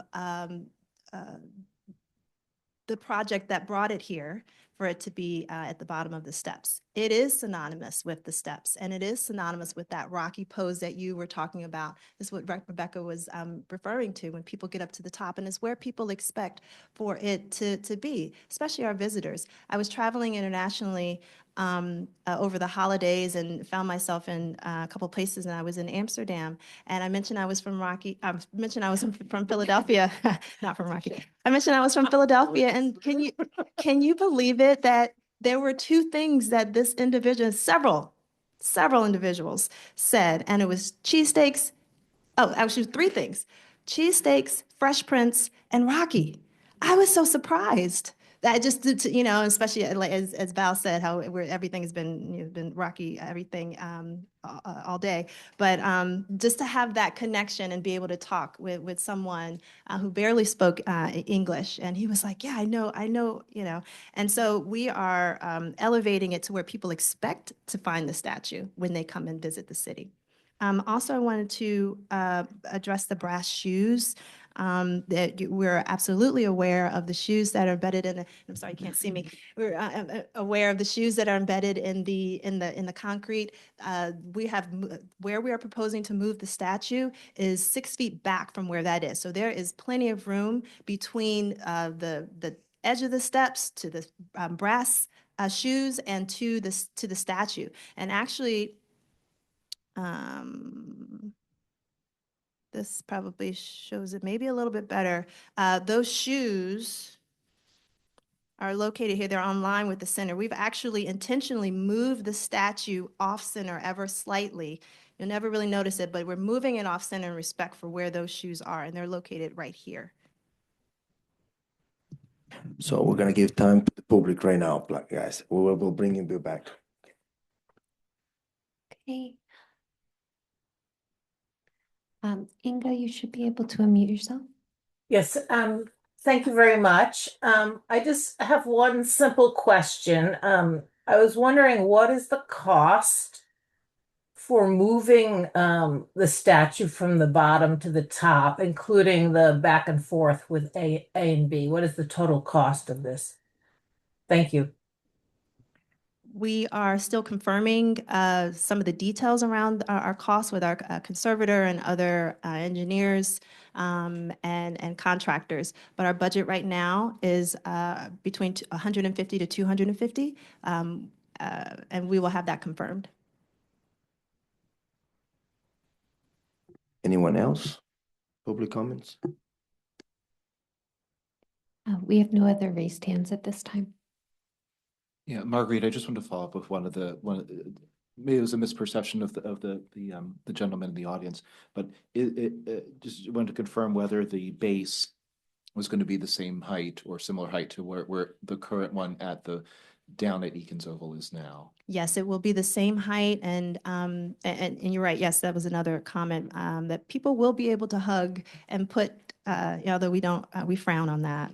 To be honest, we frown on people putting different fabrics and jerseys on it, but we love it. We love it, but it's not great for the statue itself. But no, you still be able to do that.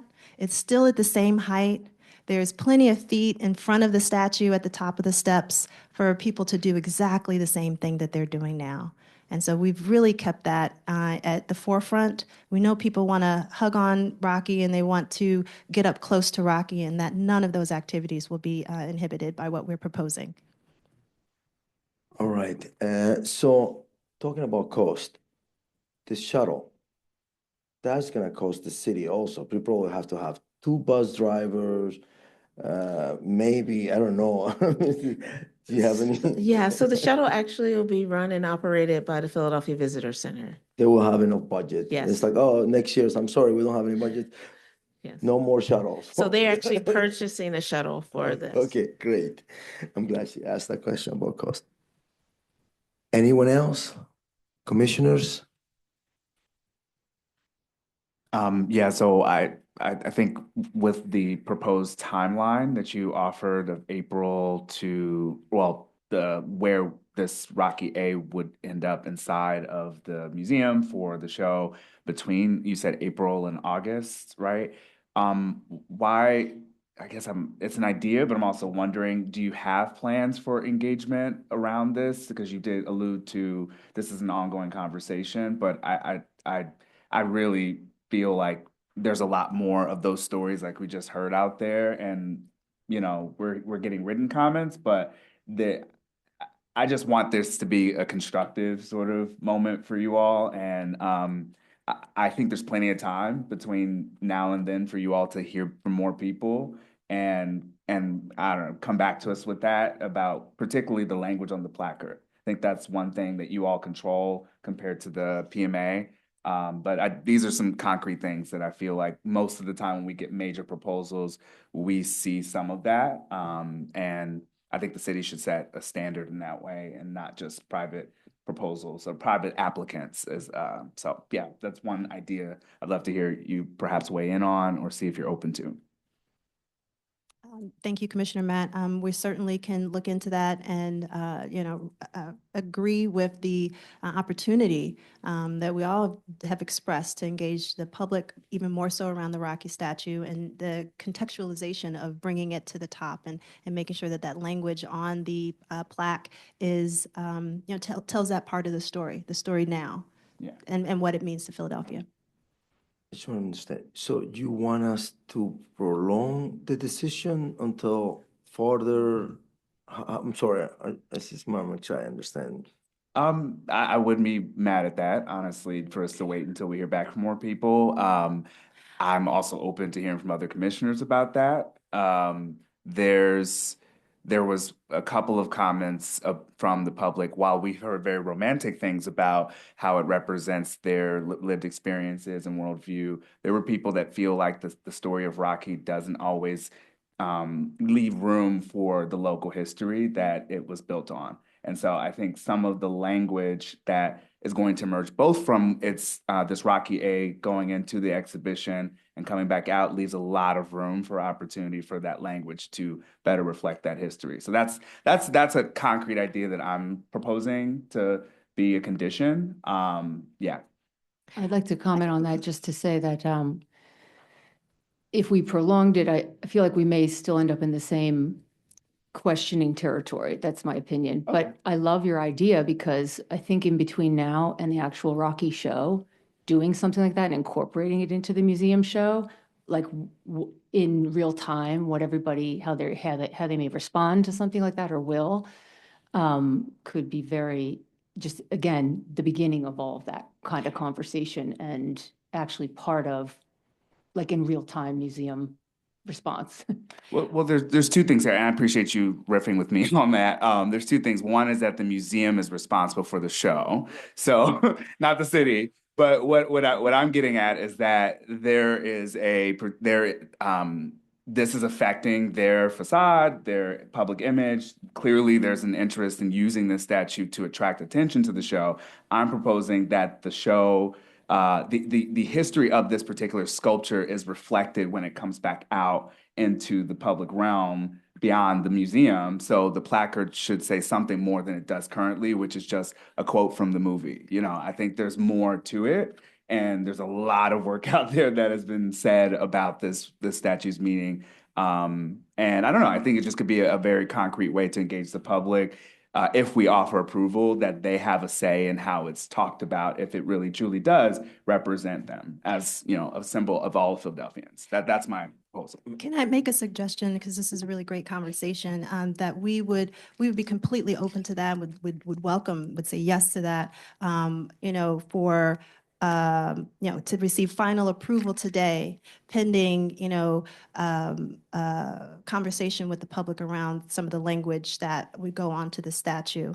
I want to bring your attention to what's kind of like what do they call it when you're like making food in the kitchen, but people can only see, you know, the final thing is that while it may seem like we have time, there's a lot of things happening behind the scenes to make our schedule work.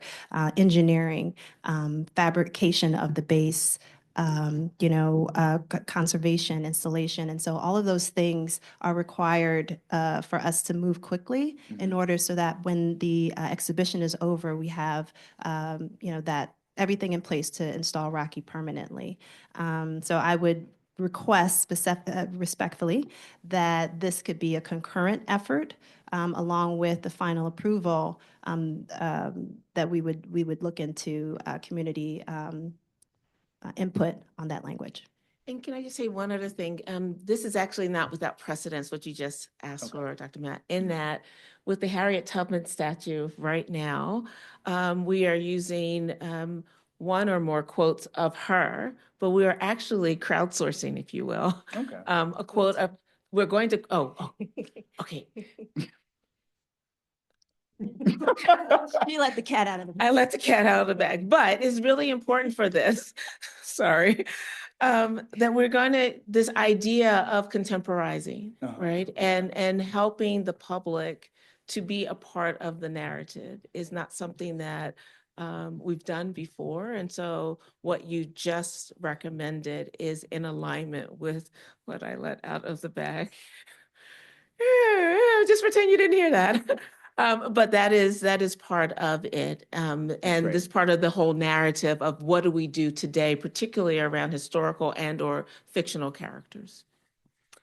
So go ahead. And then the last thing, I really appreciate you all also clarifying what permanence really means, because I think that's a part of the weight that I think Popone mentioned that I feel as well. Like if this, you know, doesn't resonate the way people think, what are our contingency plans? Is there another, and not to say to demote it, to go back down, like, oh, it failed, but just that perhaps there's a rotational approach where there are other things that can go into that spot as well. I just want to leave room in this for, to learn from it, you know, as whether it's the city, the museum, any of the advocates of this proposal, like that this permanence thing, I'd like there to be some language that says perhaps like in 10 years it comes back for review, or there's some study, and I don't know, just something that allows us to course correct, I guess, if it's not I guess the symbol that we're betting on it being. I guess that's my hesitancy about it. I have to tell you, last Sunday, my niece came from Florida. She's from Venezuela. She stopped at Disney.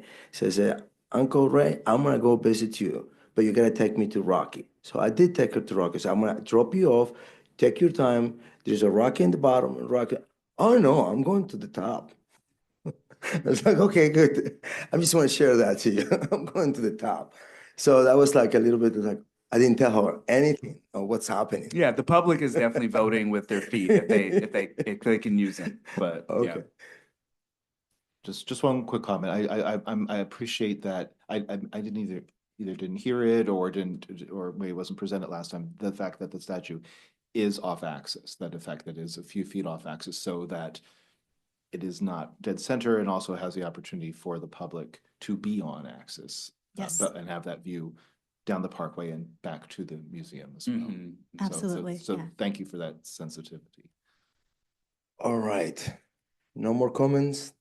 More questions? Can I ask a question about the coming back for review in 10 years? It just, I've been part of, while it's a really interesting idea, I've been part of a lot of these conversations with you all on the Art Commission, and there's been conversation around, not tying the hands of like a future commission and like putting things in place that, making a decision now and not necessarily trying to tie the hands of a future commission to kind of revisit something. I think the organic nature of how Rocky's become what Rocky has become is something that, will continue to be studied. And so I just wanted to make that little caveat. If we put that in, like, oh, in 10 years, you have to do, X with revisiting this decision. I just don't know if there's a precedent for that is all. I think it's naturally open. If enough swell came and enough people came, like I said, a different administration, different group here, like if it comes up, it comes up, I would think, right? I mean, organically. But we're talking about public art. So that is in itself inherited in the conversation. And it's what we want. Yeah. It's what we want. We want that dialogue. So if we fail, we fail, and we'll live with it. All right. Fellow commissioners, I'm gonna ask for a motion for the final relocation of Rocky. Can I have a motion? Motion. Can I have a second? Second. All right, thank you. Okay, we have the motion for final approval of the relocation of the Rocky statue. Commissioner Matthew? I'd like to say this is a really important decision, and I approve this with the intent that is behind it. I'd like to see the motion include some element of community engagement that you all will do. If there's X number of sessions between now and April, that will be satisfactory for me to know that there will be a moment for the public to be a part of the myth that we heard from a member of the public talk about as part of the appeal of this. So that's where I'm at. I don't know if we can revise the motion or add that to mine, but that's how I feel. Yes, I'm sorry, yes. We were gonna, I think. Yeah, and then second. And second. Yeah. You might want to read. Okay. Well, I want to, who can capture that correctly? Okay, yeah, there was a couple items actually. Yeah, there's a This couple, And yeah. the items of the. Did you want to make the motion again with the? 50 minutes shuttle bus. So would the motion be for final approval of the relocation with of the Rocky statue with the understanding that that there will be future engagement regarding the opportunities for interpretation of the statue that will be shared, as well as details on the logistics of the shuttle operation so that we have confirmation of the interval of its frequency. Thank you. Thank you. So can I have a motion for that? Motion. Second? Okay, thank you. Okay, Commissioner Matthew? Approve. Okay, Commissioner Roy? Approve. Commissioner Papan? I'm not convinced. Disapprove. Commissioner Rebecca? Approve. Commissioner Carmen? Abstain. And Commissioner Rand? Approved. I'm seeing the picture right there. Okay. With 4 of 6, the motion carries. Thank you. Thank you, commissioners. Thank you. Thank you. Thank you, thank you. Thank you.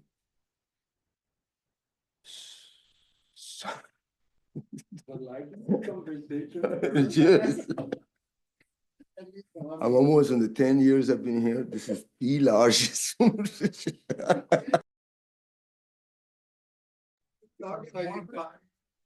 Okay, next meeting will be February 11. So motion to conclude. Second, okay, awesome, thank you. Thank you.